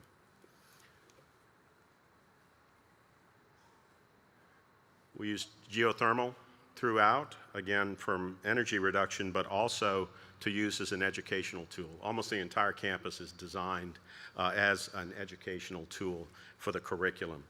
And so as a learn-in landscape, the campus is thought of clearly as something that operates day to day at a lot of different levels. Yeah. What is 4 acre, 6 acres classroom? Yeah. 30 acre classroom. 30 acre classroom. Well, just the center. So I'm going to talk a little bit about the home building first, and then turn it over to Marlon. We were the architects responsible for the home building. It's where the students arrive in the morning. They start their day there, they have lunch there, they end their day there. Our design concepts for the home building built upon this idea of the vernacular, farms, layers, porches, breezeways, but also a space of community. So the interior really is a cathedral for community, inspired by Arkansas barns, but also by maybe Oxford dining halls, or in our case, maybe Hogwarts dining halls. And then, as I mentioned, there's this production teaching kitchen right off the production kitchen. And so students are able to do that kind of hands-on education from the water lab to the productive landscape, and then back out onto the campus. So really what we're trying to develop in the master plan, in this kind of one large classroom, is an ensemble of buildings that, again, house the curriculum but also have resonance with each other. This is the Reels building, which is a linear building, but we wanted to work against the typical systemic way in which classrooms are divided up and everybody gets the same thing, and that's some idea of a democratic space. I think it's the opposite. We think democratic space is about dissimilarity, variety, choice. So we developed a sectional scheme. All the buildings are one story, but a sectional scheme of pitch and roll, beginning to pitch and roll the roof, a lot like you guide a plane, to create sectional variation in every space. So there's no one room like the other. So each one is unique unto itself. So the Reels building contains the arts, the administration, the film studios, and such. It has a community lawn, and so they actually project their films as part of the film festival onto the building. It has a special screen set up for that, but has, again, a very kind of figured section. The cross-section of breezeways create outdoor classrooms, covered areas, but also places of transition. And then, of course, the most social spaces, these beautifully daylit spaces. Part of folding the roof allows us to get daylight into the middle of the building. You'll see there's no light fixtures. Everything is uplit or daylighted in all the classrooms and in the circulation areas.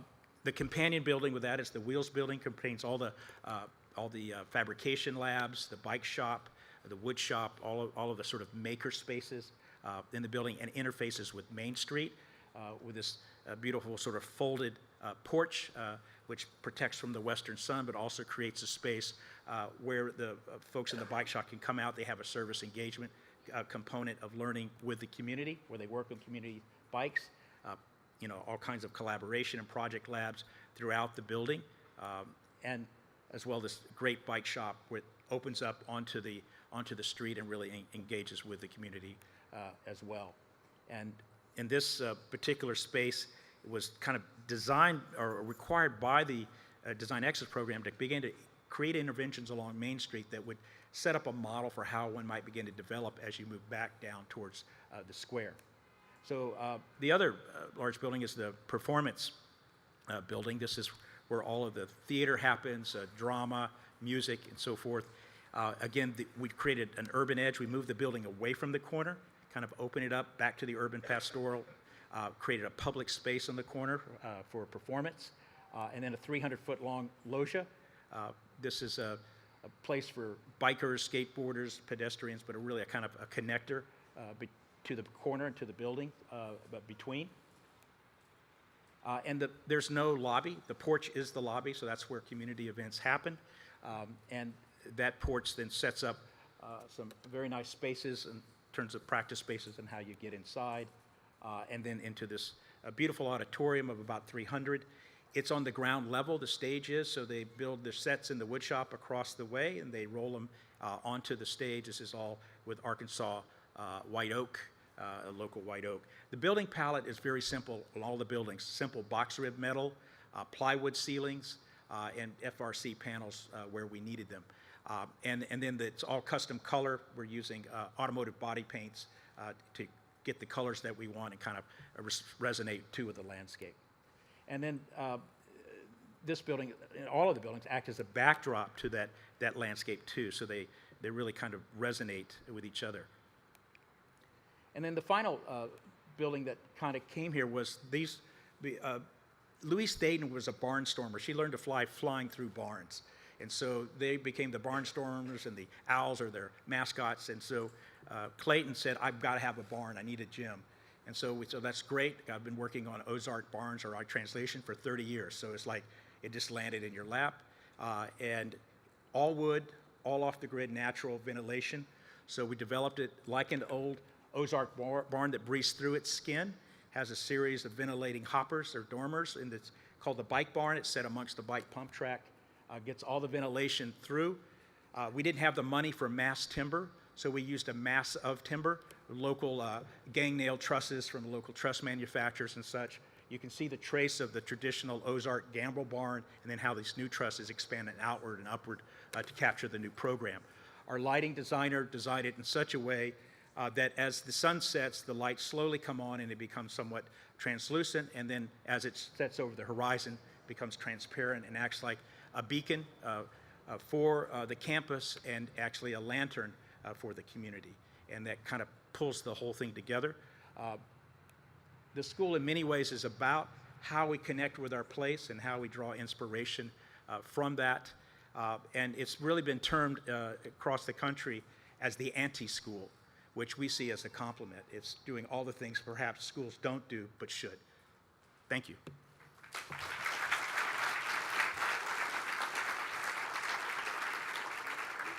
So we want to thank, Dirk, MCHAP, IIT, the jury.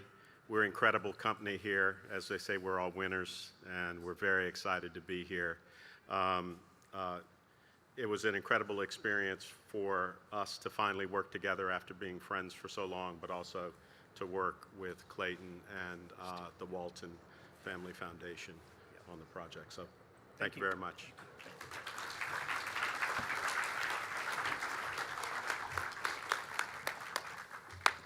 Thanks. Well, that note of passion for sure is a great way to bring all of the presentations together, embodying the energy and effort and pure commitment to making the world a better place. So please join me in thanking and congratulating this year's finalist winners for MCHAP 2025.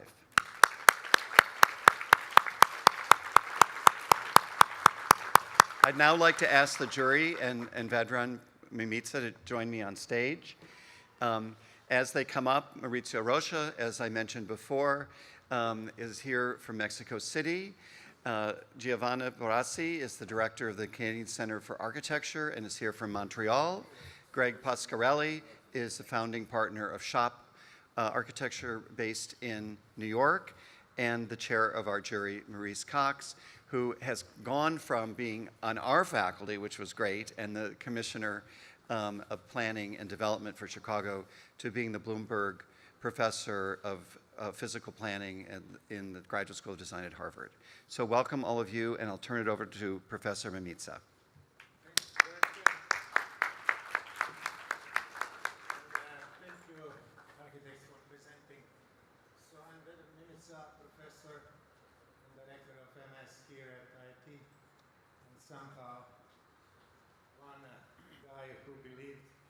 that MCHAP could become a serious cultural element of education in Americas. So when I was given the jury opinions about the projects, you can read them on this big poster over there. I was now very carefully listening how architects are arguing their work. And then I don't see a lot of correspondence between jury opinion and architect statements, which is usually the case between critics and architects, but there are some kind of rhizomatic multi-directional vector connections, and we're going to talk about that. We're going to go in order in which it was presented, and I'll summarize and then ask jury for a short comment. We have 5 minutes or 6 minutes per project. So, Pump House, Winnipeg, I like this immense duo, almost like Tina Turner and Eros Ramazzotti. When two of them, you know, are kind of, it's not the only duo today, but this one was unique, trying to argue constantly by producing incredible work. When we discuss architecture, and some people would like to see this division, perhaps between architecture being a primary discourse, a kind of Eisenmanian and P.V. Aurelian take, and then others which do really talk about context and architecture at contextual kind of primary discipline, and we really see here a very precise focus on context in every of the explanation, especially in yours. What is a Winnipeg and what context is asking you to kind of, you know, make an answer. What Julie was talking about is the way in which, you know, this abandoned house seems to extend its precise, and I'm quoting, and rigorous material language beyond its original enclosure. And this idea of rehab, redefinition, and reprogramming seems to be here critical. Yes, you almost act as a bit of an activist for historical heritage of Winnipeg, and in a way trying to talk very much about the process, the way in which one negotiates with different constituencies. So who from a jury could pick up a little more on the importance of the process? I think one of the things that I found really interesting about that project was that it was sort of like you did it yourself, right? I mean, you invented a project, you found a site, you invented a solution to a site that had failed so many times before. You found the development partner, you figured out the systems. What'd you get, like 50 variances to get it through? You know, you had to push the limits of government control. You had to, you know, deal with, you know, limited rents and revenue on something for a development project. You had to, you know, I do a lot of buildings that are built on top of landmarks, you know, and I've saved a lot of landmarks doing that. Every time I'm like, next time I'm knocking the building down because it's such a pain in the neck. And so I know how hard that is. And I just think it's a remarkable project in the lesson that it teaches young architects, in the fact that you don't sit around and like enter competitions and wait for some day that like a magic wand hits you and you win the big competition and now you're an architect. You have to just do it, right? Quoting Nike. And you just have to figure it out. Like no one's gonna just give that to you. And the kind of attitude that you guys took in every step of the way, I just really laud and applaud and think it's fantastic. And that was a remarkable thing. And then you brought it to market and it's leased and it's functioning and the restaurants are opening and it's changed the whole community just out of your efforts. And I think that, so the context required really difficult solutions, right? And answers. Right, and it needed those, you had to be inventive at every single step of the way. And that's, that's not easy to do, but I also think it's really important for young architects to see that you can do that. You just have to figure out a way to start. And that was something I found to be really important. Greg, how you see importance of this hybridity of the program? It's not monofunctional housing, it's many layers.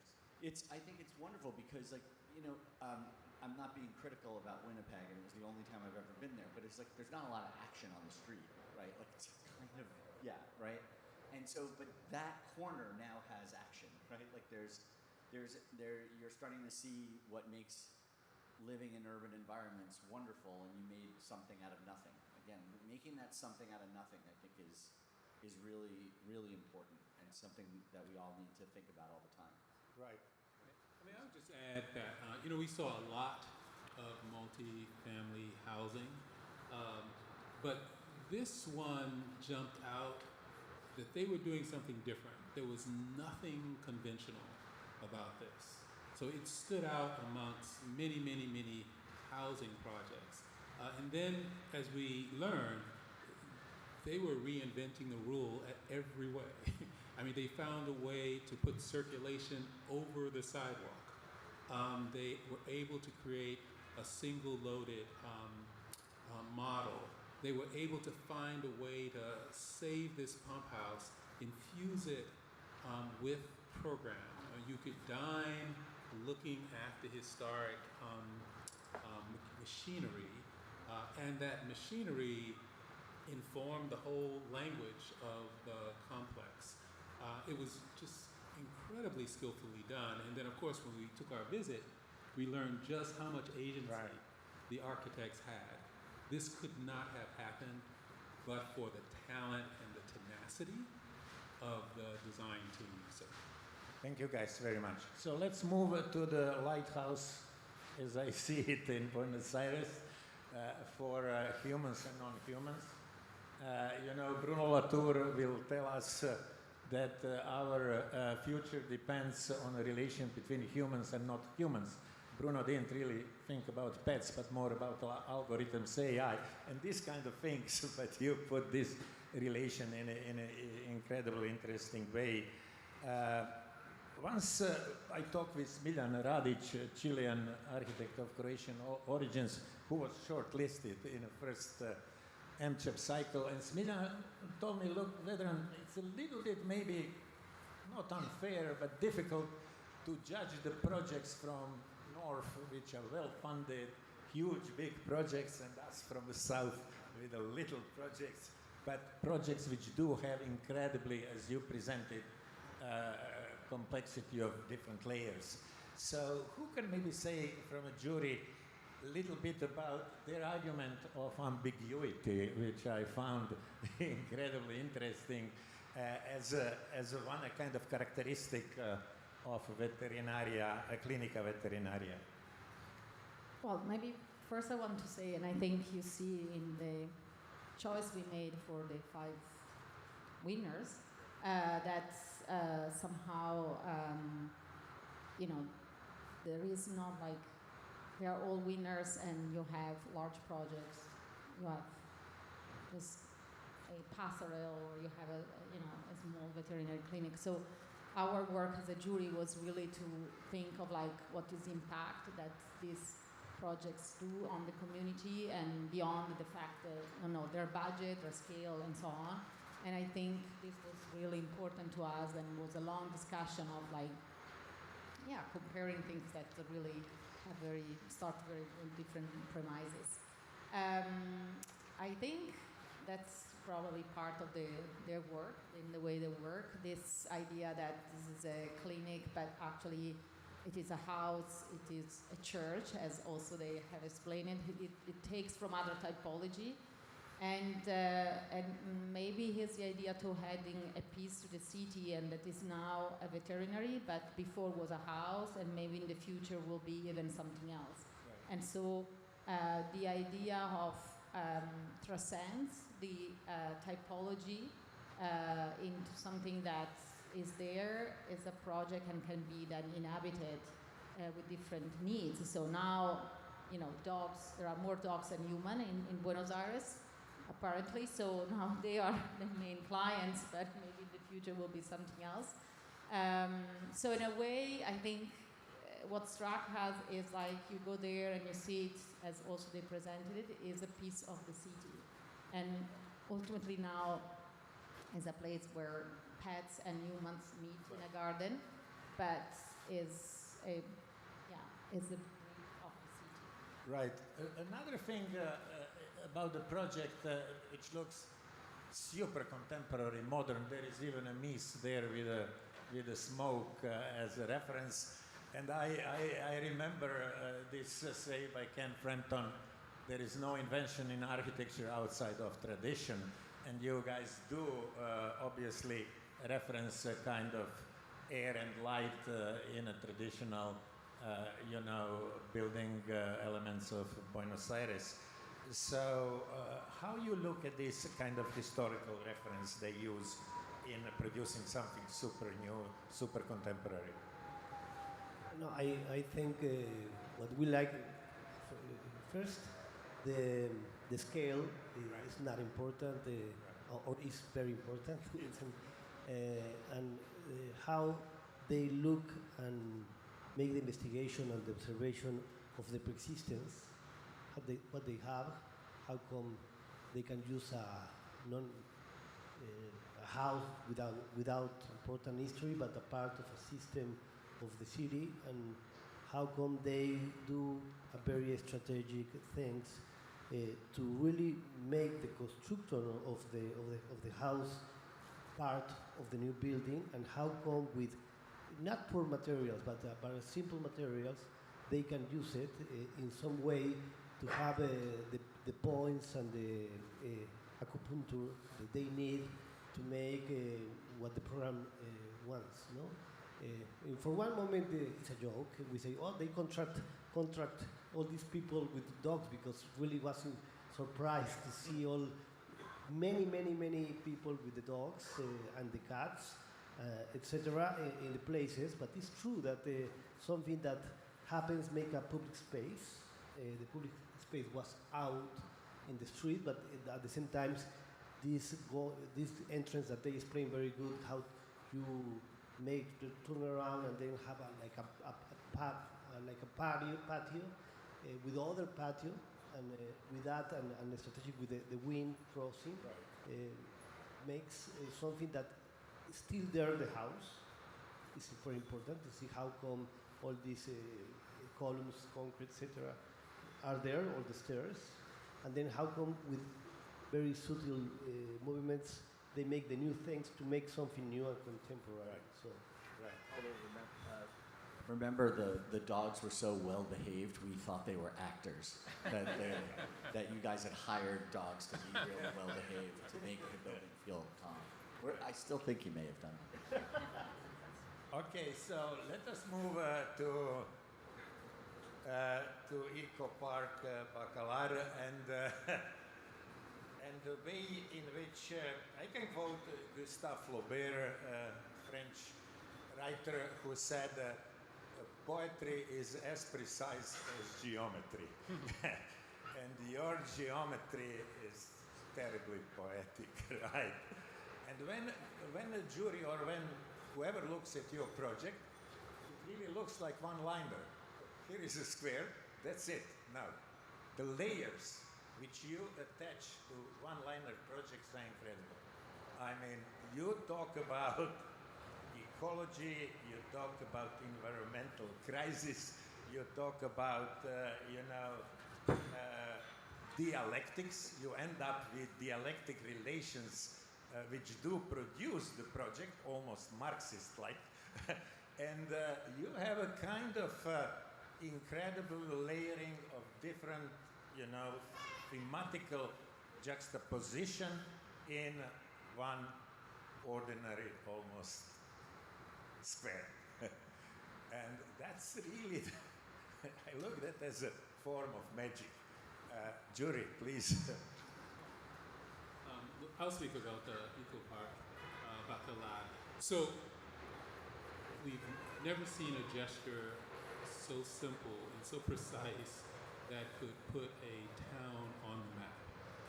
It is amazing to watch how this simple gesture takes you through this hypersensitive mangrove, allows you to see it from the ground, allows you to see it from the canopy, and then it allows you to emerge out on the water in an extraordinary way that both creates a boundary and an edge, but it also created a collective public space. The space that's captured between the walk and the mangrove is a community pool by simply marking a line. It is deceptively simple, but the section is extraordinarily sophisticated. We watched the tilt, the subtle rise from the water into the canopy of trees. We saw things that were shallow shelter from the sun that emerged to be at the scale of a building that can host a variety of uses without ever making a physical building. And you can imagine the restraint that it took for architects to not make a building in this landscape. But it was a real lesson. As I said, deceptively simple. The image of it as a plan reminds you of the most basic student diagram, and then you go there, and the magic unfolds. It was truly an emotional experience. We got to see it with only a few people wading in the water, and we got to see it when it was crowded and became a community pool. We were taken aback by its beauty. Didn't we go in the water? We went into the water as well. We waded in the water, and as I said, we got to sample what those who come there get to sample. And I must admit, we spoke to some of the community leaders there who had no idea what they had received, but when they saw the hundreds of people coming, it is now the postcard, welcome to Bacalar, is this eco park.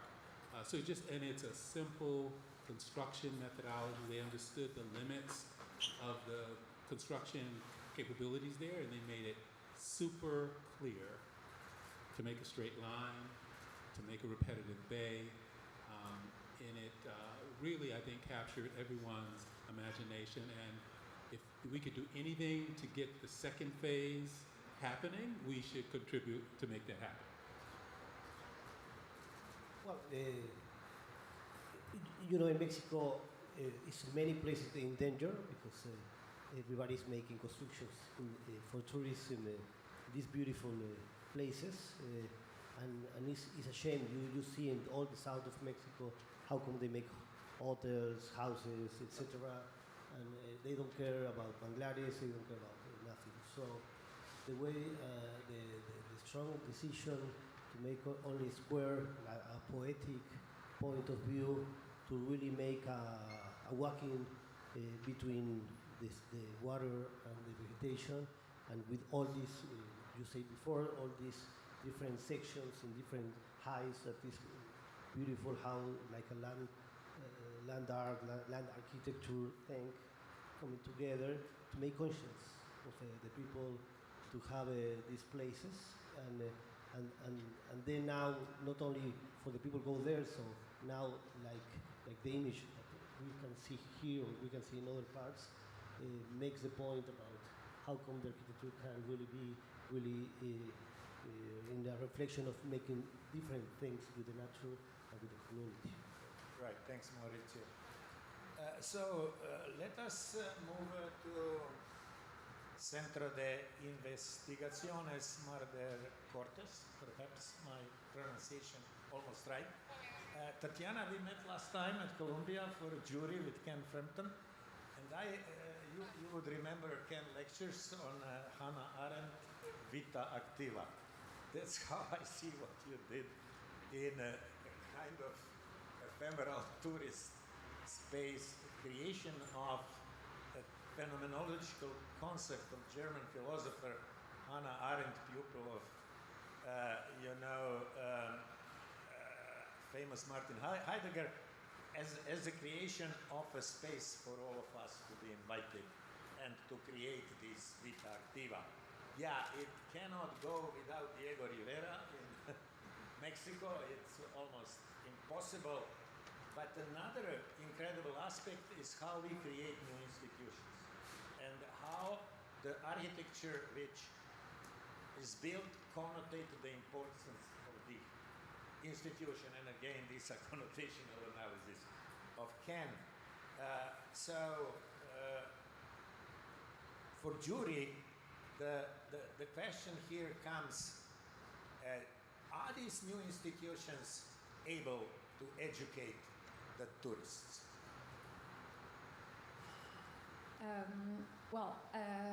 It is an incredible, and I hope you will have the chance to go to visit.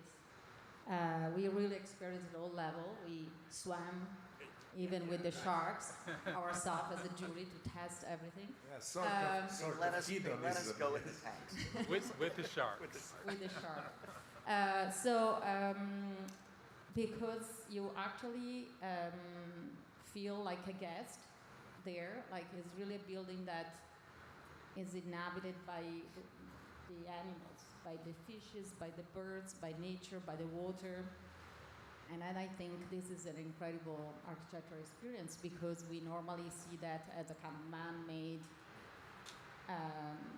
work, and there seems reverse. Seems you are a guest in a kind of place that is inhabited by all these other forces, other spirits.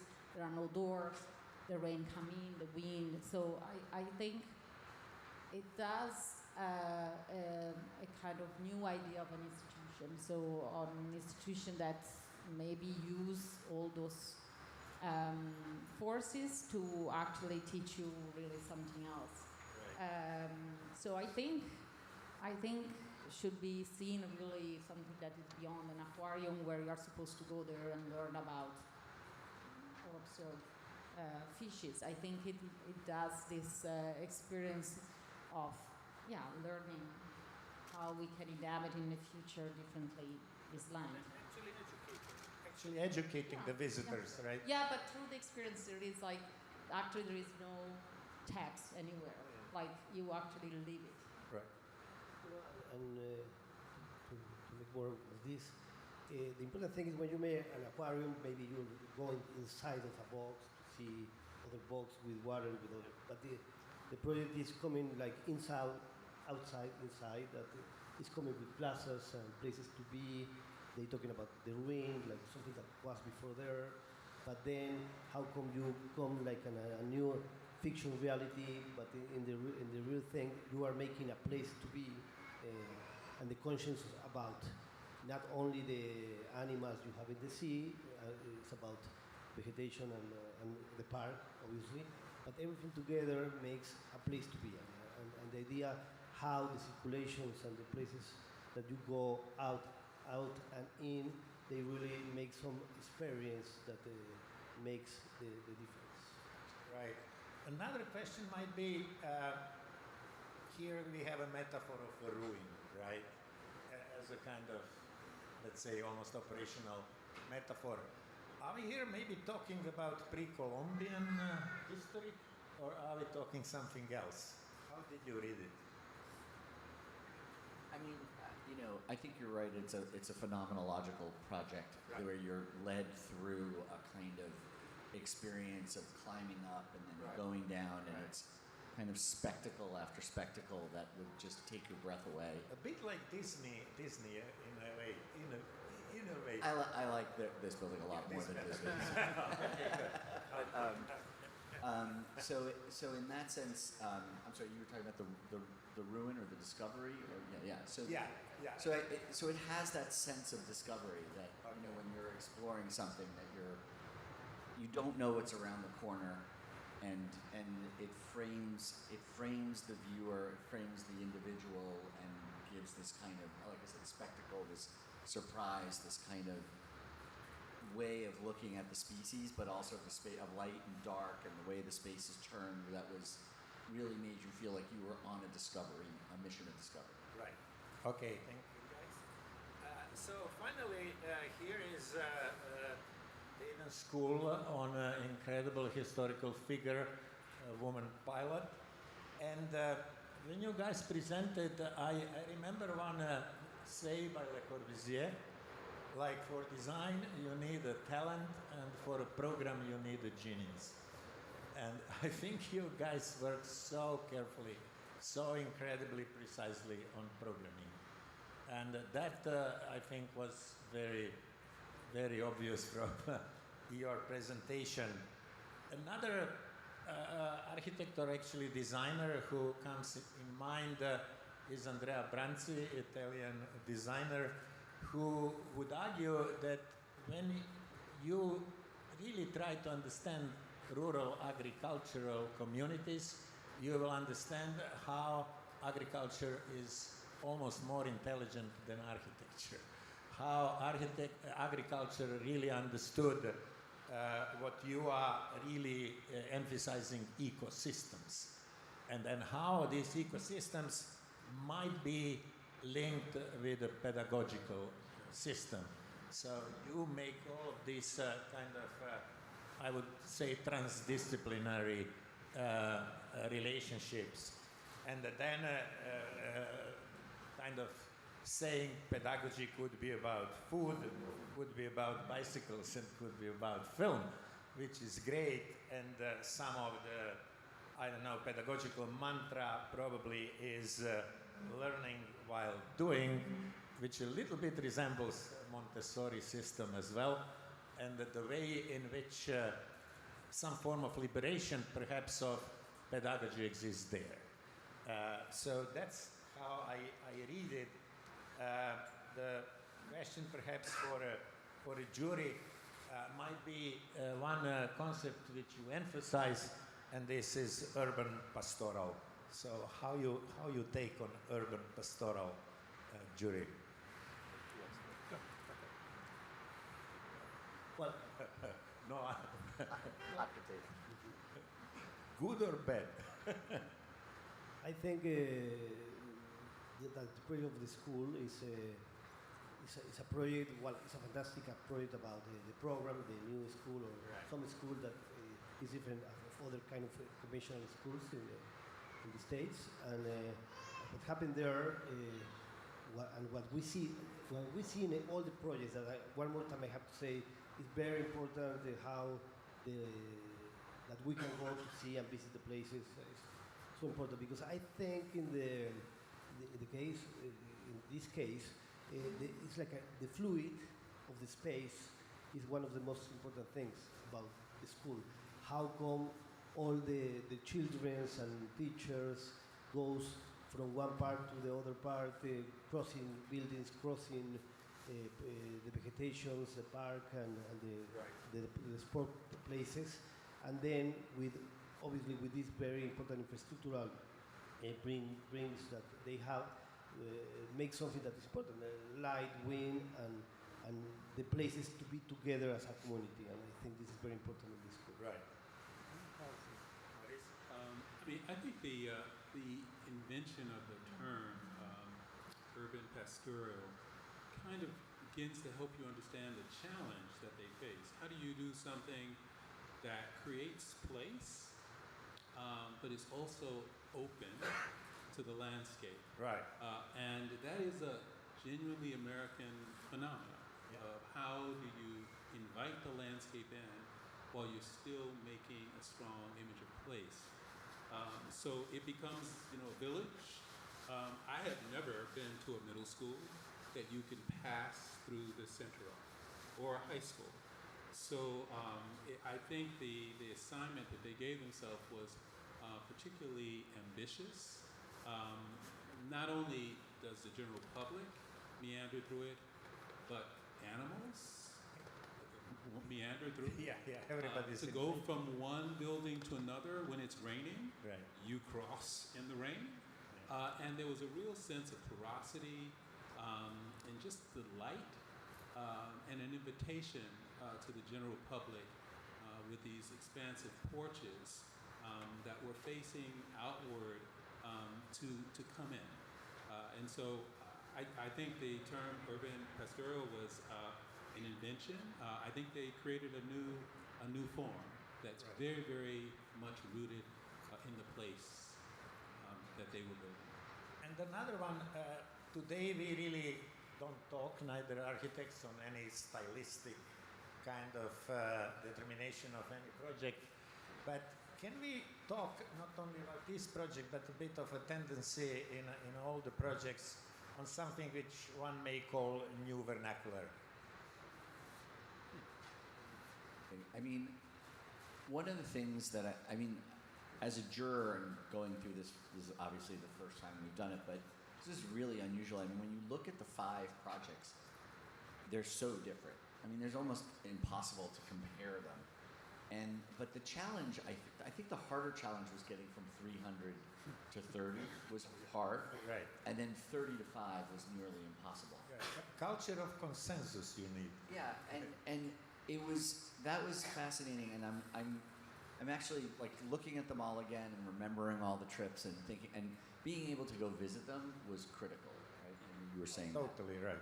Right. And so that was a really unique experience. And again, you know, there are 5 winners. Like that's it. Like and they're so different, and they all accomplish the sublime, which is what we're always trying to figure out how to do that. And I think that was it. So the vernacular is just the methodology for getting the project through the context, but it's the sublime that I think they all have, which is the really thing that makes you love them. Right. Thanks, Greg. I don't know. I mean, I'm not sure vernacular is the right term, but I know that they are uniquely of their place. Yeah. They could have been no place else. And I think you saw from the construction of their background, of what went into it, it was steeped in that place, in the history of that place, that I thought made them so authentic. But yeah, so it's trying to find another, because vernacular conjures up all kinds of other associations, and I'm not sure that that's how you would characterize it, but I do think that they were so careful about the history of that place and mining it for meaning that it came through, even though they're all different one from the other. Well, I also want to say, that I think the interesting things is also how the jury has composed, and I think we never really had, at the end, I think we are all architects, even if we might do other profession like me, but we never really started any discussion that was actually really about the form. I think especially the architects who are being practice, they also do very different architecture that are in the jury, but that never was a way of going in one direction and the other. It was really, really about what this project does in that place, where it starts from, what are the choices that the artists they made through, and what also the importance of the client and the users. As I said, we spent time in each project. It's not only about seeing the project. We had spent time to sit in the classrooms, talk with the students, observing the dogs, swimming with the shark, enjoying the 7 color of the lagoon or the snow in Winnipeg.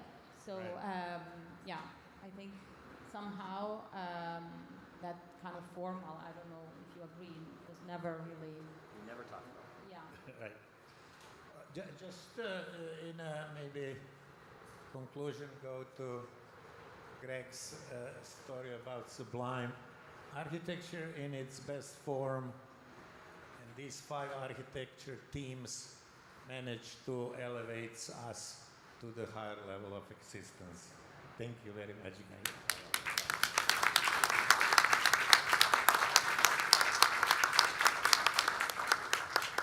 Bravo.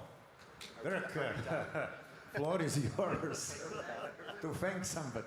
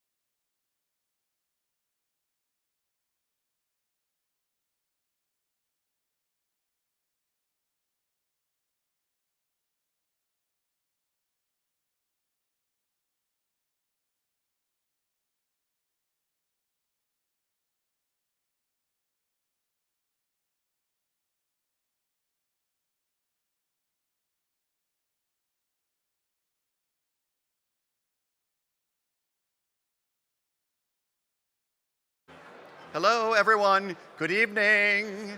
Very exciting. We're about to start the program. We'd love to draw you all into, as we belovedly call, center core here in Crown Hall. So grab your drinks, and we are going to acknowledge our wonderful finalist winners. So please join me here in the center core.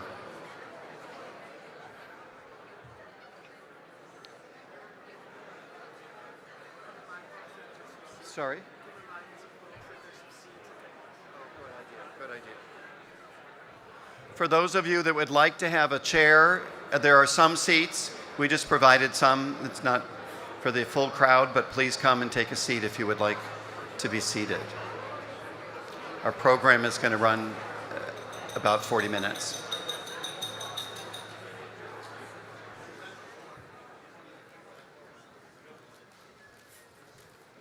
There are more seats, please, especially of those of you that would like to make your way to the front. So I just want to start before I introduce our esteemed president of Illinois Institute of Technology, Illinois Tech, IIT, all of its many names that represent all of its amazing contributions. I want to just set the stage that this is a dream come true. All of you being here to help us shed light on excellence is what we're about. It's why MCHAP exists. And we have 5 amazing projects and their creative teams that we are going to ask you to help us congratulate during this evening. So Raj, if you would join me here at the podium to welcome everyone. Thank you, Dirk. Good evening to all of you. What happened to the MCHAP energy? Okay, so thank you. We'll do it again. Count of 3. I'll say good evening, and you are going to do the architectural thing. Okay? 1, 2, 3. Good evening. Okay. So thank you, thank you, thank you. My name is Raji Chambadi. I have the honor of serving as president here at Illinois Tech. And Reed challenged me to wear all black today. I just couldn't pull it off. I'm no Reed. So black suit, white shirt. Next year will be an all black ensemble. So thank you. As you know, we were founded in 1890 on a very noble vision to educate students from all walks of life. The fear then in 1890 was that if we did not educate students, especially those from disadvantaged backgrounds in urban areas, we would have a difference or a divide between the technology education haves and the technology education have-nots, and our school was born. And for 135 years, we have actually fulfilled that noble vision. And because we are Midwesterners, we don't brag, we are humble. And today I'm going to make a change, and I'm going to brag a couple of points about who we are. The first is Bloomberg Philanthropies in 2023 named us as one of 28 high-flyer institutions for not only our access, a full 50% of our students are either Pell recipients and or first generation, but our employment rate happens to be one of the highest in the country 6 months after graduation. So that is proof point number 1. Proof point number 2 was just announced last week by Carnegie Classification that named about 15% of our nation's educational institutions as opportunity college and university, and we were one of them. We are one of 5 STEM institutions nationwide, and the interesting part about this is there are lots of institutions that you will recognize. The Northwesterns, the University of Illinois Urbana-Champaign, the University of Chicago, which are all what they call as low access, high earnings. Illinois Institute of Technology is one of the very few schools with high access and high earnings. But this is what I want you to remember. There are two numbers there, two factoids there. First, we are number one in the state of Illinois in terms of salaries 8 years after graduation, post-graduation outcomes, if you will, and this mirrors our Wall Street 2023 rankings, US News rankings, where we are number one in terms of salaries. But the second is our earnings ratio is 1.94. What that means is 8 years after graduation, our students make twice as much as somebody without a college degree or with just a high school diploma in their communities, etc. And that number, we are the highest in the state of Illinois. And that tells you something about who we are. And I'm so glad, Lou, you're here. Lou started this process 30, 40 years ago. Thank you, Lou. But the broader thing, why am I starting off in an MCHAP event with this particular thing? I want you all to be evangelists. You are all very influential people in this country. And especially when there is a lot of question about the value of higher education, I want you to be our evangelists. I want you to talk about higher education and, more importantly, talk about the excellence that Illinois Institute of Technology embodies in terms of both access and success. Will you do that? Please? I didn't hear you. Okay, perfect. Thank you. Now I'll get to the point, Dirk. Dirk is like, okay, can we move on? Okay. I'm always excited when I'm asked to speak at this event because, to me, the mission of MCHAP and the mission of Illinois Institute of Technology, they are so perfectly aligned. First, I started off by saying Illinois Tech is an opportunity engine. Think about the opportunities for these students over the last 3 days. I was briefed about the master class. I mean, I'm envious. I want to go back and be an undergraduate student in architecture and learn from the best. And that's basically what this is all about, learning from the best. Second, this MCHAP dinner is about celebrating the excellence of our finalists. Thank you to the jury for selecting these 5. Thank you to the 5 finalists who have done some remarkable things. You embody excellence at the highest level. You are pushing the frontiers of design and what built environment should be, so thank you. And last but not the least, MCHAP is about building community. And I think it was Reed 2 years ago who said to me, I asked him, what is MCHAP? This might have been 4 years ago, and Reed said, MCHAP is an emotion. And now I realize, Reed, what you said. Fundamentally, it's about the connections between people. It is the conversations that we are having, and it is these connections and conversations that actually build emotional resonance about what architecture is and what the future is. So we are extraordinarily happy to host you tonight. Thank you. Enjoy the evening. You are in for a treat. Thank you. Thank you for being such wonderful supporters of MCHAP. Thank you for being such evangelists for the profession. Thank you so much. Appreciate it. Thank you.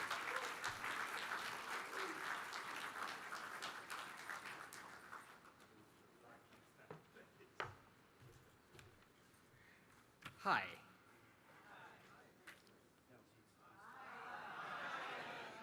Don't make me bring Raj back up here.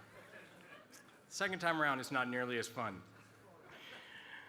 Thank you all for being here tonight. And Raj, thank you very much. I just want to point out to everybody, that was a college president talking about architecture and design. It's like, how often do you get to hear that? And he means it. We're all very, very fortunate to have Raj as our president. And I say that not just because he's my boss, though he is my boss. I say it because it really is great. He actually believes in what we're doing.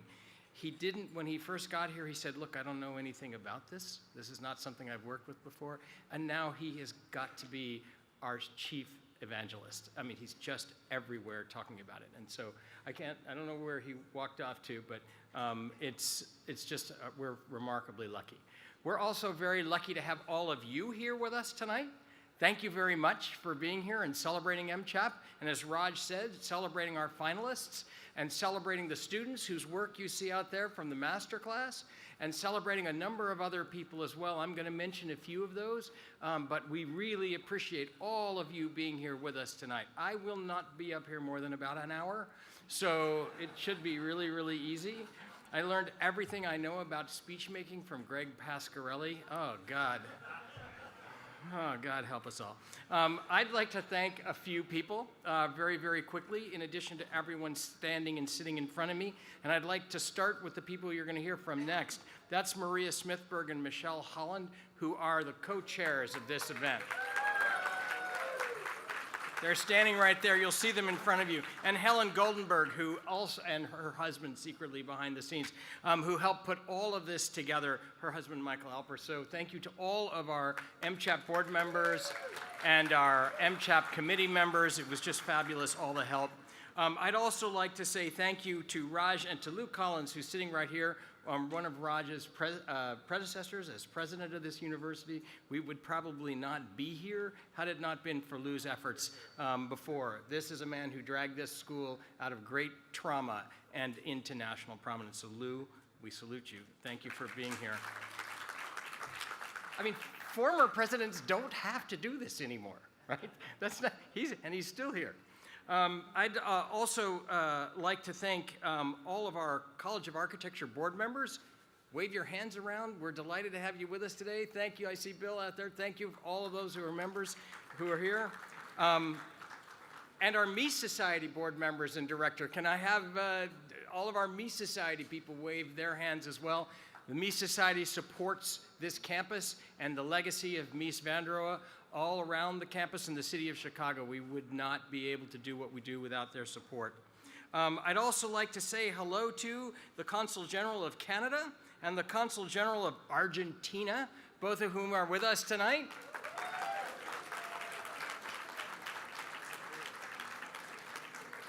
To Nora Daly, the chair of the Illinois Arts Council, who is with us tonight.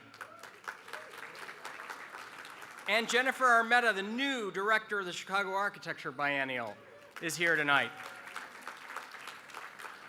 And finally, I'd like to thank a list of people that you don't see all of because many of them are behind the scenes. But these are the team that put all of MCHAP together every day. It's their job, but it's much, much more than that. It's a commitment to them. And they start right at the top with that guy right there. And let's not ever forget Dirk Dennison, who is the director of this program.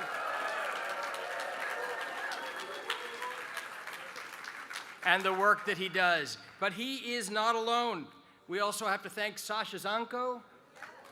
I don't know where Sasha is, who is number 2 in this whole operation. Jay Hawk Reese Julian. Brentley Green. Chris Manuel, who's in the back. Mark Osorio, our building manager, and 2 people who helped bring MCHAP into existence, who are here, one of whom is here with us tonight, Professor Vedran Mimica, and also my predecessor, Dean Villaretz, who helped put this together as an idea. I'd like to thank my mother. I'd like to thank my family. I want to thank my partner, Casey Jones. Oh, wait, am I done now? I'm sorry. We're delighted to have all of you with us tonight. Thank you for being here to support the students. That's the most important thing. Students, can we hear from you?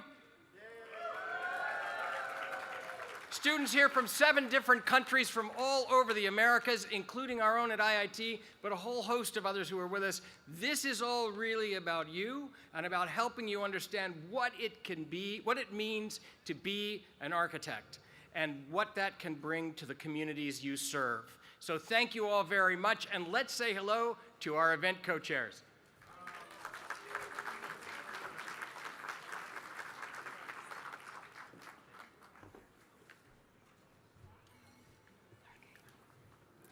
Good evening. I'm Michelle Holland, and along with my co-chair, Maria Smithberg, we are thrilled to welcome you to the award celebration for the Mies Crown Hall America's Prize in 2025.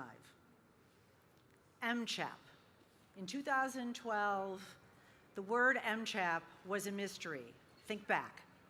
Chapstick? Nope. UK dating app? I needed some courtesy response here. Possibly a medical condition. A dating site. It was, yeah. But today, MCHAP is a globally recognized architectural prize known for its impact on teaching, research, student experience, and community engagement. MCHAP has reached an inflection point this year, and we're excited to celebrate these achievements with you tonight. For the first time, MCHAP will participate in a panel discussion at the Venice Biennale, along with EU Mies Prize, the Aga Khan Award for Architecture, and the Wholesome Prize. Inclusion in this distinguished panel puts MCHAP on the world stage. Thank you, Michelle. So this past weekend, MCHAP introduced a new 3-day masterclass led by MCHAP 2023 finalists, involving members of the MCHAP jury, the IIT College of Architecture, and students from Chicago, Guadalajara, Buenos Aires, Winnipeg, Bogota, Fayetteville, New York, New Haven, and Lisbon. There's a new MCHAP scholarship program generously initiated by IIT to invest in the next generation of architectural leaders, as well as expanding student exchange and publication programs. Since 2012, MCHAP has turned a spotlight on the creative voices, advancing the best architecture in the Americas, bringing together thoughtful leaders from IIT and from across the Americas to Chicago, the birthplace of modern architecture. Thank you so much. Thank you, Maria. MCHAP is convinced that powerful works of architecture can help us respond to dynamic shifts in our culture with the aim of improving quality of life. This prize demonstrates that architecture, outstanding architecture, can make the world a better place. MCHAP is the only prize that is collectively funded. The other prizes we mentioned earlier were founded or are endowed by major institutions. This year, through your generous support, we have more than doubled the revenue that we generated in 2023. So thank you very much. Suffice it to say, we're incredibly grateful. Your engagement allows MCHAP to continue expanding educational and professional programs throughout the Americas. So we're only going to thank everyone, but not everyone by name. So hold your applause until the end. We want to thank our leader sponsor, Leonard Hyde, who couldn't be with us tonight. Benefactor sponsors Susanna Odorziola and Dominic Passeri, Dirk Dennison Architects, Helen Goldenberg and Michael Alper, Perkins and Will, who are lead sponsors for the first MCHAP Masterclass, and the Smithburg Family Foundation. Patron sponsors Kevin and Jane Berg, Brookfield, Gilman Building Company, Good Chaos, Holly Hand, Michelle and Glenn Mulholland, Ann Kaplan, Gary Meltzer and Scott Johnson, Victor and Faye Morgensen, Sharon Prince, the Pritzker Packer Foundation, Robin Lowenberg-Tebby and Mark Tebby, and SOM. Let's applaud these sponsors as well as our friend and in-kind sponsors. Featured on the screen behind us, everyone who has supported MCHAP by purchasing tickets and attending this award celebration, and our MCHAP team. Applause. Give yourselves a round of applause. Just one last thing, we have to give a shout out. I have to give a shout out to Maria, to David Salkin, and Georgiana Joseph for making this room look so great. So thank you very much. And now it is our pleasure to bring up Dirk Dennison, the man of the hour.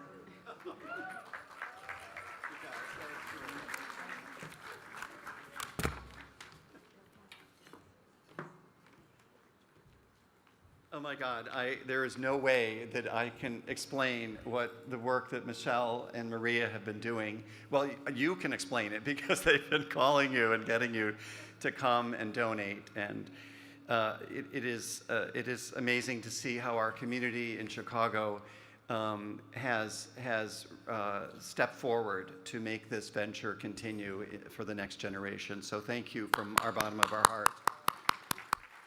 My responsibility now is to bring you up to speed. MCHAP works over 2 years, where we start and this is where we finish. And there's a lot that happens during that time. I'm going to share with you very quickly. First of all, those of you that are first time in the room, we give 2 prizes. We give a prize for an emerging practice within their first 10 years. And then tonight's prize is the America's Prize. The prize winners receive, for the Emerge, a teaching appointment at IIT, and in both cases, Emerge $25,000 towards a research grant and publication, and for the main prize, $50,000 towards a research and a publication. We have published 6 books so far, and we have 3 more that are about to come out. Sanaa, Rosanna Montiel, and MCHAP The Americas, Doing More with Less. And we have Maurizio Rocha, our winner from last time, and our Loretta and Jose Pablo's book also in the working. We run symposiums throughout North and South America.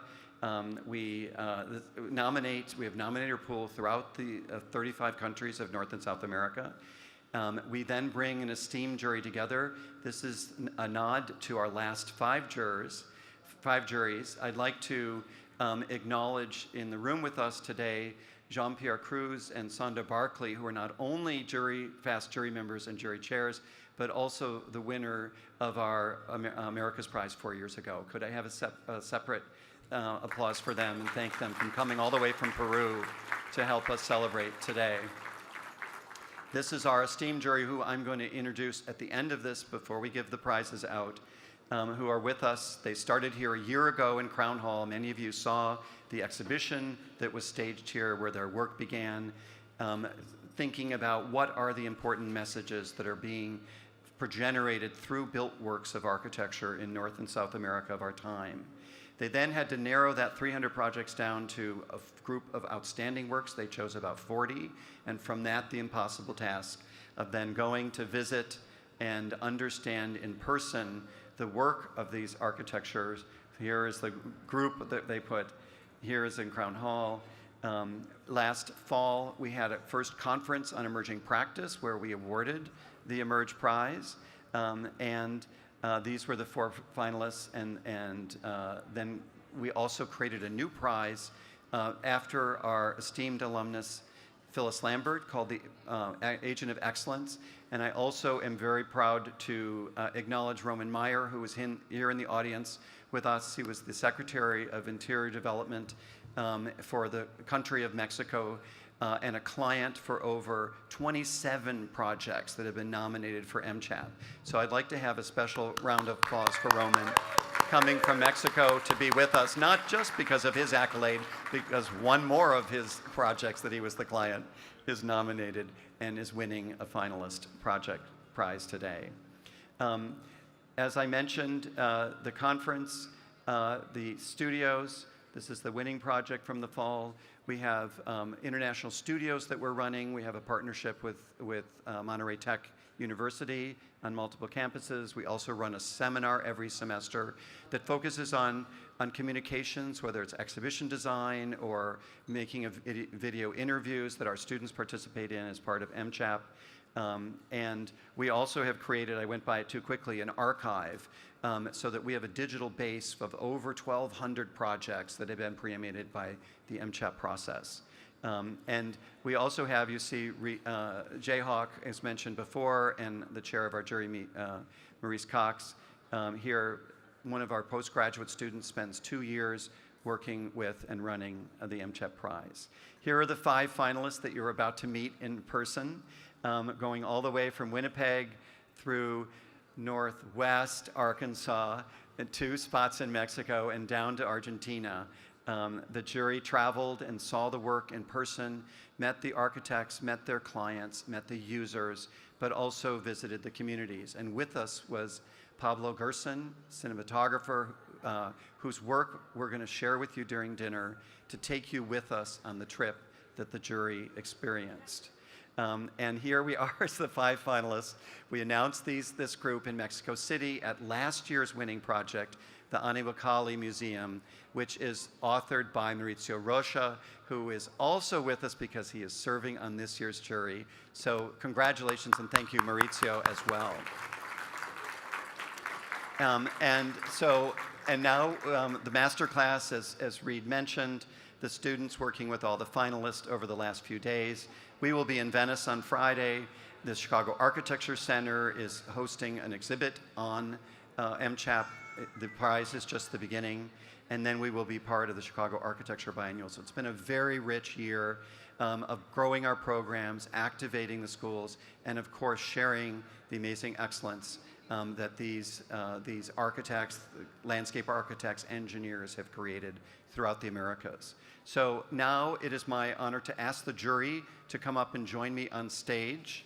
As they come, I will announce them. Greg Pasquarelli is here from New York. Please, all of you come up and join me on stage, who is the founding partner of MCHAP Architects. He had to pass up 3 of his projects being nominated this year to be on the jury.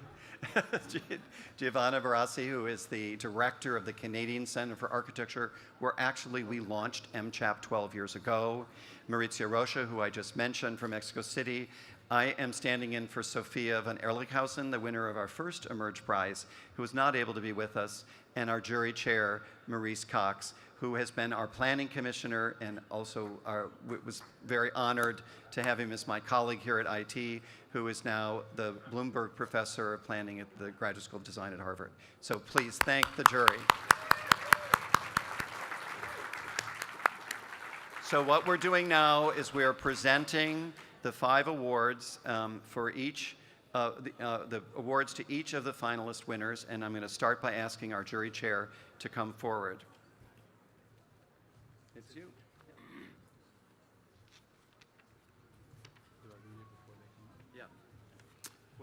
So good evening, everyone. I have the pleasure of introducing the jury statement for the Thaden School, a project designed by S.Q. Dumas-Ripple, Marlin Blackwell Architects, and Anthropogon Associates. It's in Bentonville, Arkansas, and the jury statement is as follows. This powerful interpretation of a new academic pedagogical mission of youth learning while doing is matched by an equally powerful campus. Steeped in the rural culture of its place, the barn, the porch, the long and low farm buildings of Arkansas are assembled to create a new type of public space, keeping in scale with its surrounding fabric. The design of 5 academic buildings, loosely scattered within a garden with different characters, successfully create an environment of constant indoor and outdoor porosity. Students and the general public richly gather and commingle under outward-facing porches, covered passageways that shelter outdoor activities and frame views, encouraging the movement through spaces with a strong community orientation. Within the comfort of containment, this campus, masterfully composed, allows for natural flows of people, wildlife, and weather. We present to you the Thaden School.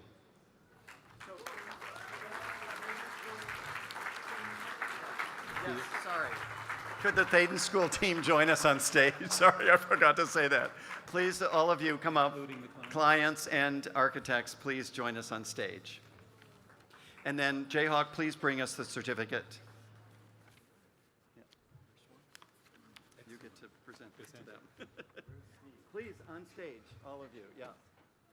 And if everyone else could be ready for the next ones. So, photo op, photo op. Steve Dumas. Steve Dumas, come join us. Here he comes. And Kristen. Kristen. Come, of course. Inclusive.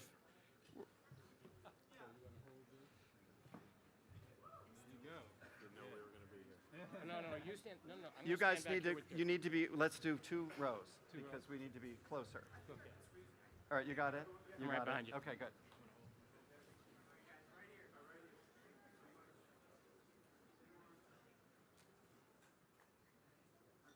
Yay. Yay. Okay. Yes, that's yours. Congratulations.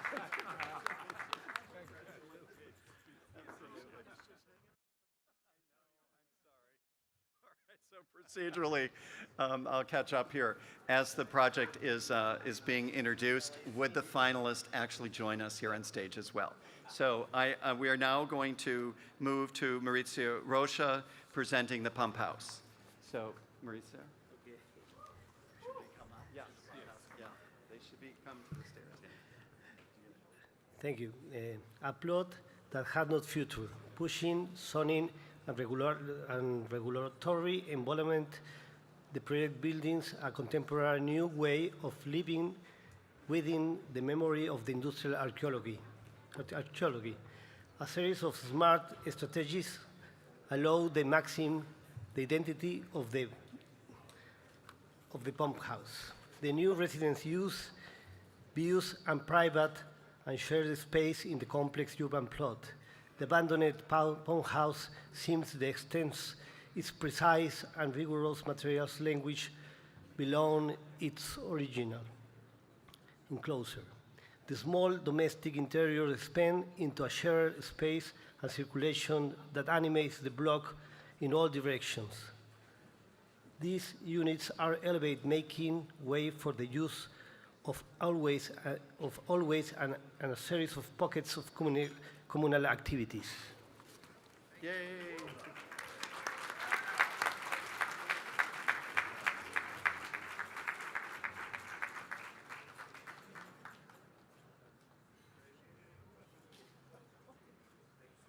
Congratulations, you guys. Congratulations. Giovanna, if you will now join me at the podium to introduce Eco Park in Mexico. Good evening, everyone. So Eco Park in Bacalar is a project by a collective called Colectivo C733. A mangrove, a square, and a promenade, a strong idea that transcends its materiality. Rarely does a line materialize into a passerelle, do so many things at once. This linear topography, slightly tilted to give each of its corners a different height, enhance experience, managed to combine a healthy ecosystem with an open-air museum, public space for swimming, walking, jogging, while offering the users a new opportunity and a perspective on recreation and learning. Paradoxically, this protective perimeter preserves nature while also allowing thousands of people to enjoy a highly fragile yet maintainedly privatized shoreline, heightening consciousness of this unique endangered ecosystem and becoming part of the signature identity of Bacalar.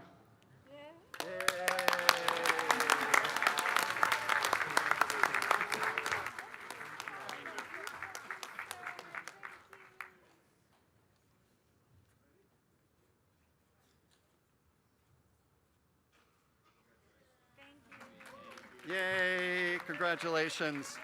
I'm now going to ask Greg to come up and present the Grand Aquario.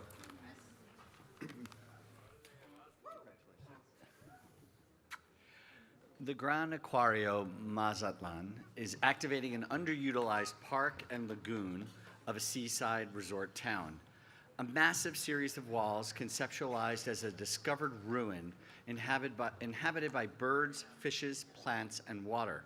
This arrangement sets up a series of beautifully composed, mise-en-scène, one-point perspective view corridors, replete with dramatic oculi allowing light to frame the water displays.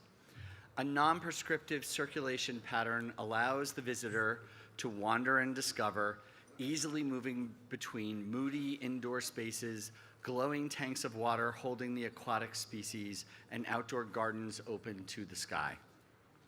The mechanical complexity of such a program is deftly concealed to allow for a fluid and effortless experience of the exhibition space.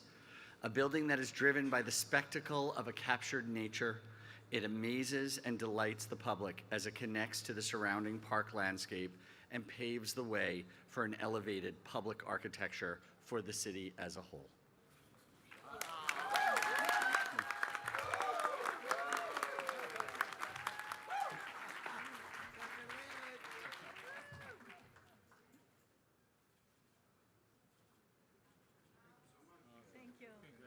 Congratulations.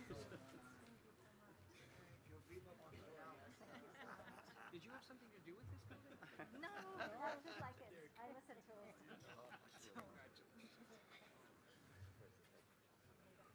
And now is my pleasure in standing in for Sophia to present her words representing the infirmary clinic in Buenos Aires. If the team could join us here on stage. Despite the synthetic decisions and sharp material palette, the submission within a pre-existing house is no way reductive. At the opposite, its generous volume of air adds to the wide range of readings of new space, of a serene and ventilated waiting room, simulating the interaction of all its users, a passage to a hidden place that draws the sidewalk into the backyard, a temple-like city lantern radiating at night.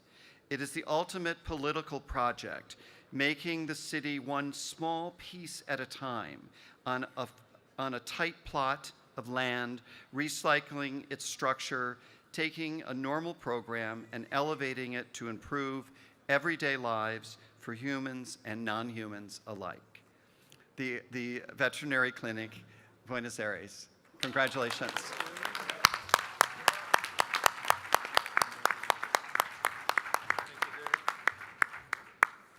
Picture. Last one. These are important. This is our archive.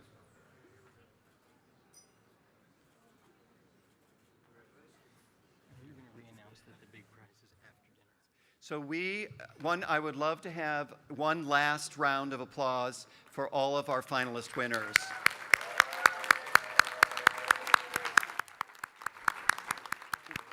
And thank you, jury. You may step down. You may step down now as well.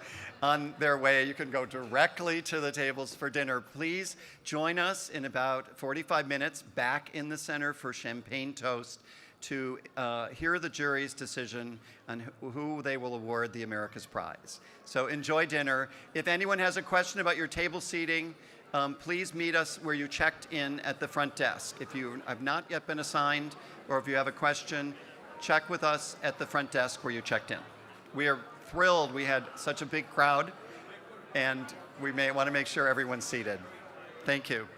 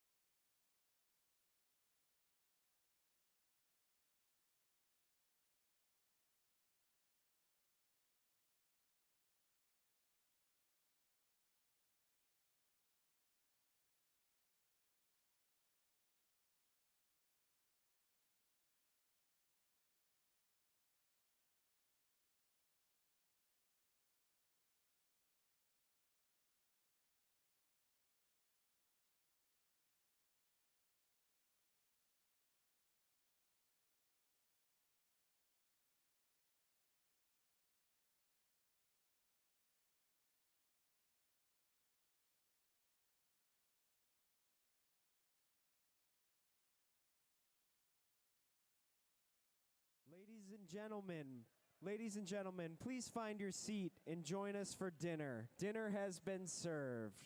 Please join us for dinner. Dinner has been served.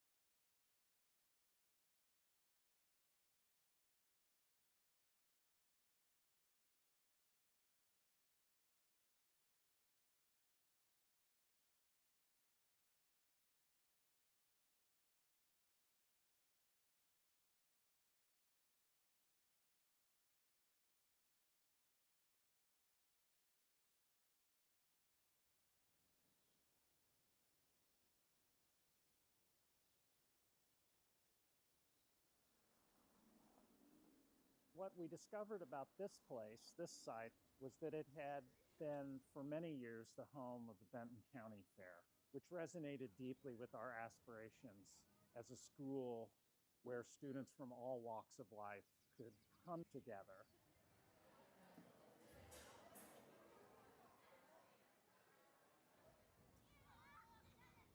We were looking at local typologies like chicken houses and farm groupings to draw inspiration from, but also to learn from in a commonsensical way. I think the most important thing is we know that we're building in our place. This is Bentonville, this is Northwest Arkansas. So as much as we look at other schools become inspiration, in the end we want it to feel of the place, it's for the place, it's in this place. And sometimes slightly out of place. Exactly.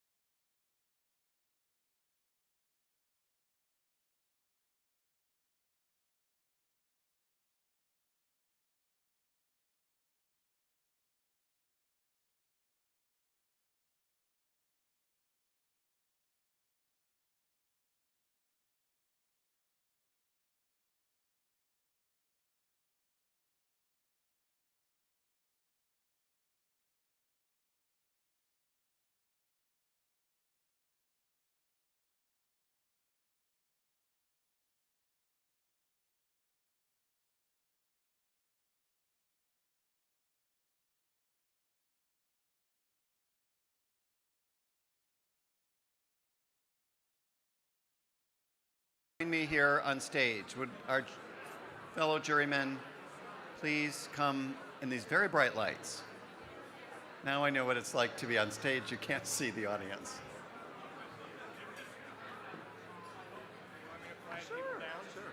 No. No. Because otherwise you're going to be here a while. No, it's fine. Wow, you can't see anything. I know. And everybody, take your name. Take your name tag. I'll take your name.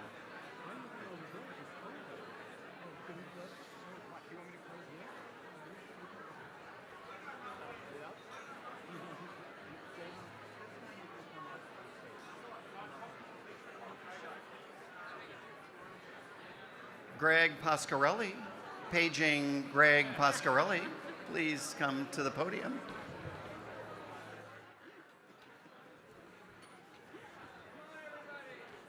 Very fun. Look, all the musicians, when they sing, and they have this. You can't No, sing. I mean, No, imagine No? they smile to It's like, everyone. that's why they make drugs. No, because you don't, You're not allowed to go to the bathroom. Brody, a fresh one. Oh, I can get rid of this. All right, if you all don't right, want we're me to ready, have we're it. ready. All right, everyone, if I could have your attention, I would now like to, everyone, hello.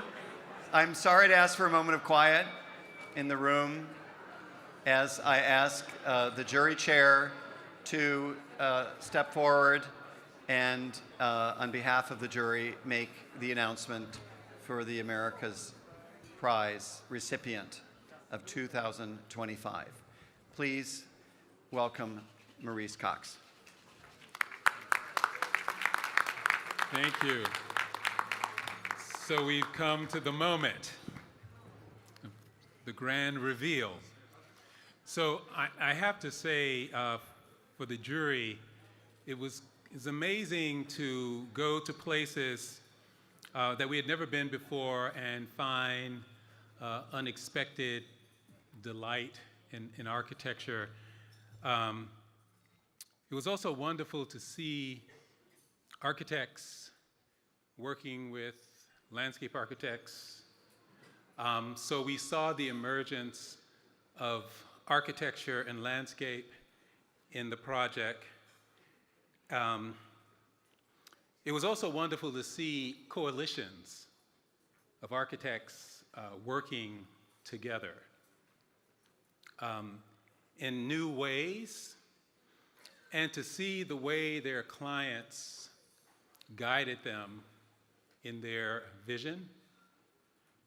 It was an extraordinary rethinking of architecture as truly a democratic practice.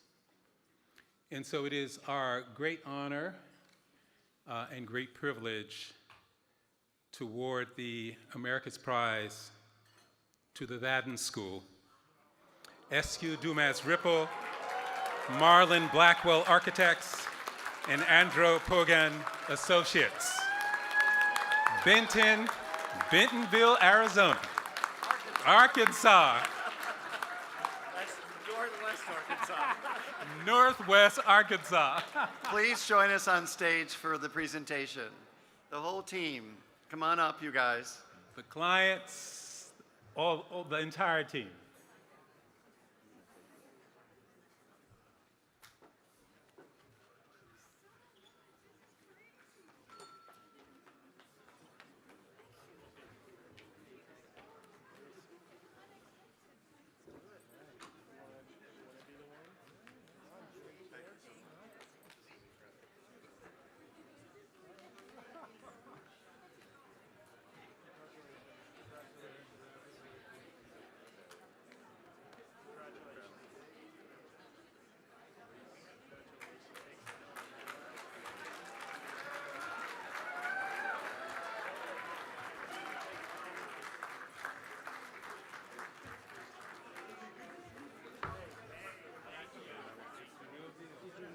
I think we did. I think you won.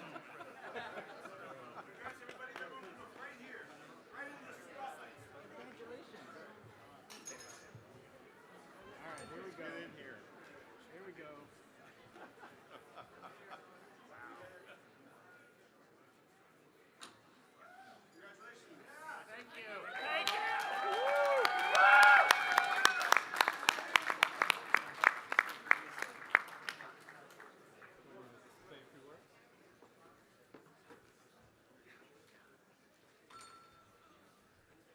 What an honor, what a thrill to be part of this company, to be one of the finalists, all amazing projects. Again, I'm Clayton Marsh, I'm the founding head of school. When I started this journey, I had no idea what our funders at the Walton Family Foundation would allow us to put together. They gave us a lot of running room, a lot of latitude to figure out how to create a lasting educational institution that draws deeply on the history, the culture, the vibrancy of the place, and how to build a partnership with the whole community from the ground up and with our design team. This was one of the most exhilarating parts of creating the school, was working with this design team to think together, shoulder to shoulder, to walk together, to navigate so many challenges, so many opportunities, and at every step of the way, there was imagination, there was goodwill, there was financial discipline. We wanted to create a school that had roots and wings, and together we made it fly. So it's an honor to be here. I'd love to invite my colleagues up to share a word or two. Steve, Marlon, Christian, others. It's really, and to the jury, I just want to thank you for your investment of time and thought and patience in this process. To the MCHAP, to Dirk, all of your colleagues here. As an educator, it just thrills me to the core to see how you have taken this MCHAP project and turned it into an educational experience for your learning community here in Chicago and throughout the Americas. This is about bringing us all together around the excitement of learning through space, through community building. Anyway, I had not prepared any remarks, but I'm just so thrilled to be part of this.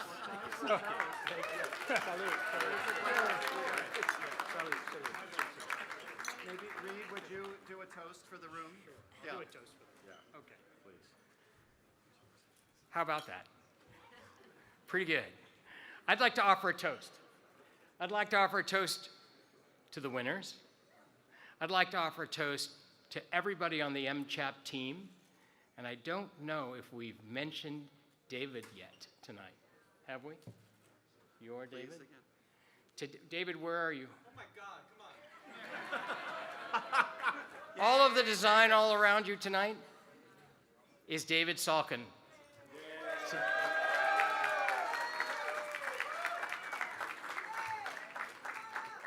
the quietly powerful member of the MCHAP team.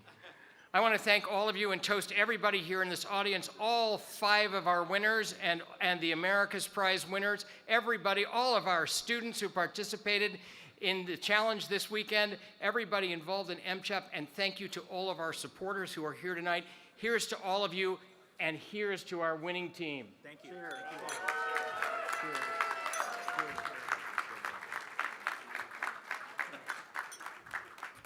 Are you guys going to say something? Yeah, please. Yeah, absolutely. I will say something. It's Clayton's hard to top, as you might imagine. Bring us a few more glasses of champagne.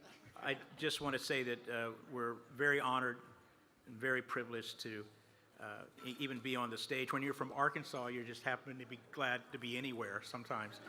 But I have to say, this is it's been an amazing process, an amazing projects, amazing new friends that were made just this weekend with architects that I have admired for a long time, have not met before, and their work. And I think we were all very deserving. Of course, we're very happy to be here on the stage, but I just wanted to say it is an amazing process, and back to the investment that it took on y'all's part, we really deeply admire, and the thought and the fidelity to that thinking that went involved to kind of come to some decisions and experience the architecture. And I think that's the thing I admire most about this program, is that you go and visit the work.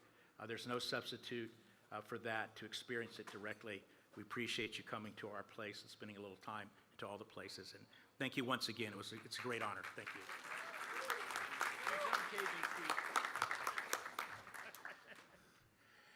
Reed is reminding me that there's usually a Cajun joke involved when I step up, but I'm gonna spare you that. Okay. Yeah. I just want to thank everyone involved. This has been an incredible process. As Marlon and Clayton have said before me, hard to imagine standing here. The other finalists' work are just phenomenal. It's been a great weekend to spend time with all of you here, and we can't thank you enough for the honor. So, Here, here. Here. All right, Dirk. Thanks. Take us home, Dirk. Before we start to party, we have a wonderful tradition that tomorrow morning we go to the Farnsworth House with all of the finalists together as a group. It's a wonderful way to conclude their visit to Chicago. And we want to welcome you all not only for supporting, thank you all for not only supporting MCHAP, but for all being part of our welcome committee for these amazing finalists. One last hurrah, and music, cue the music. Yay!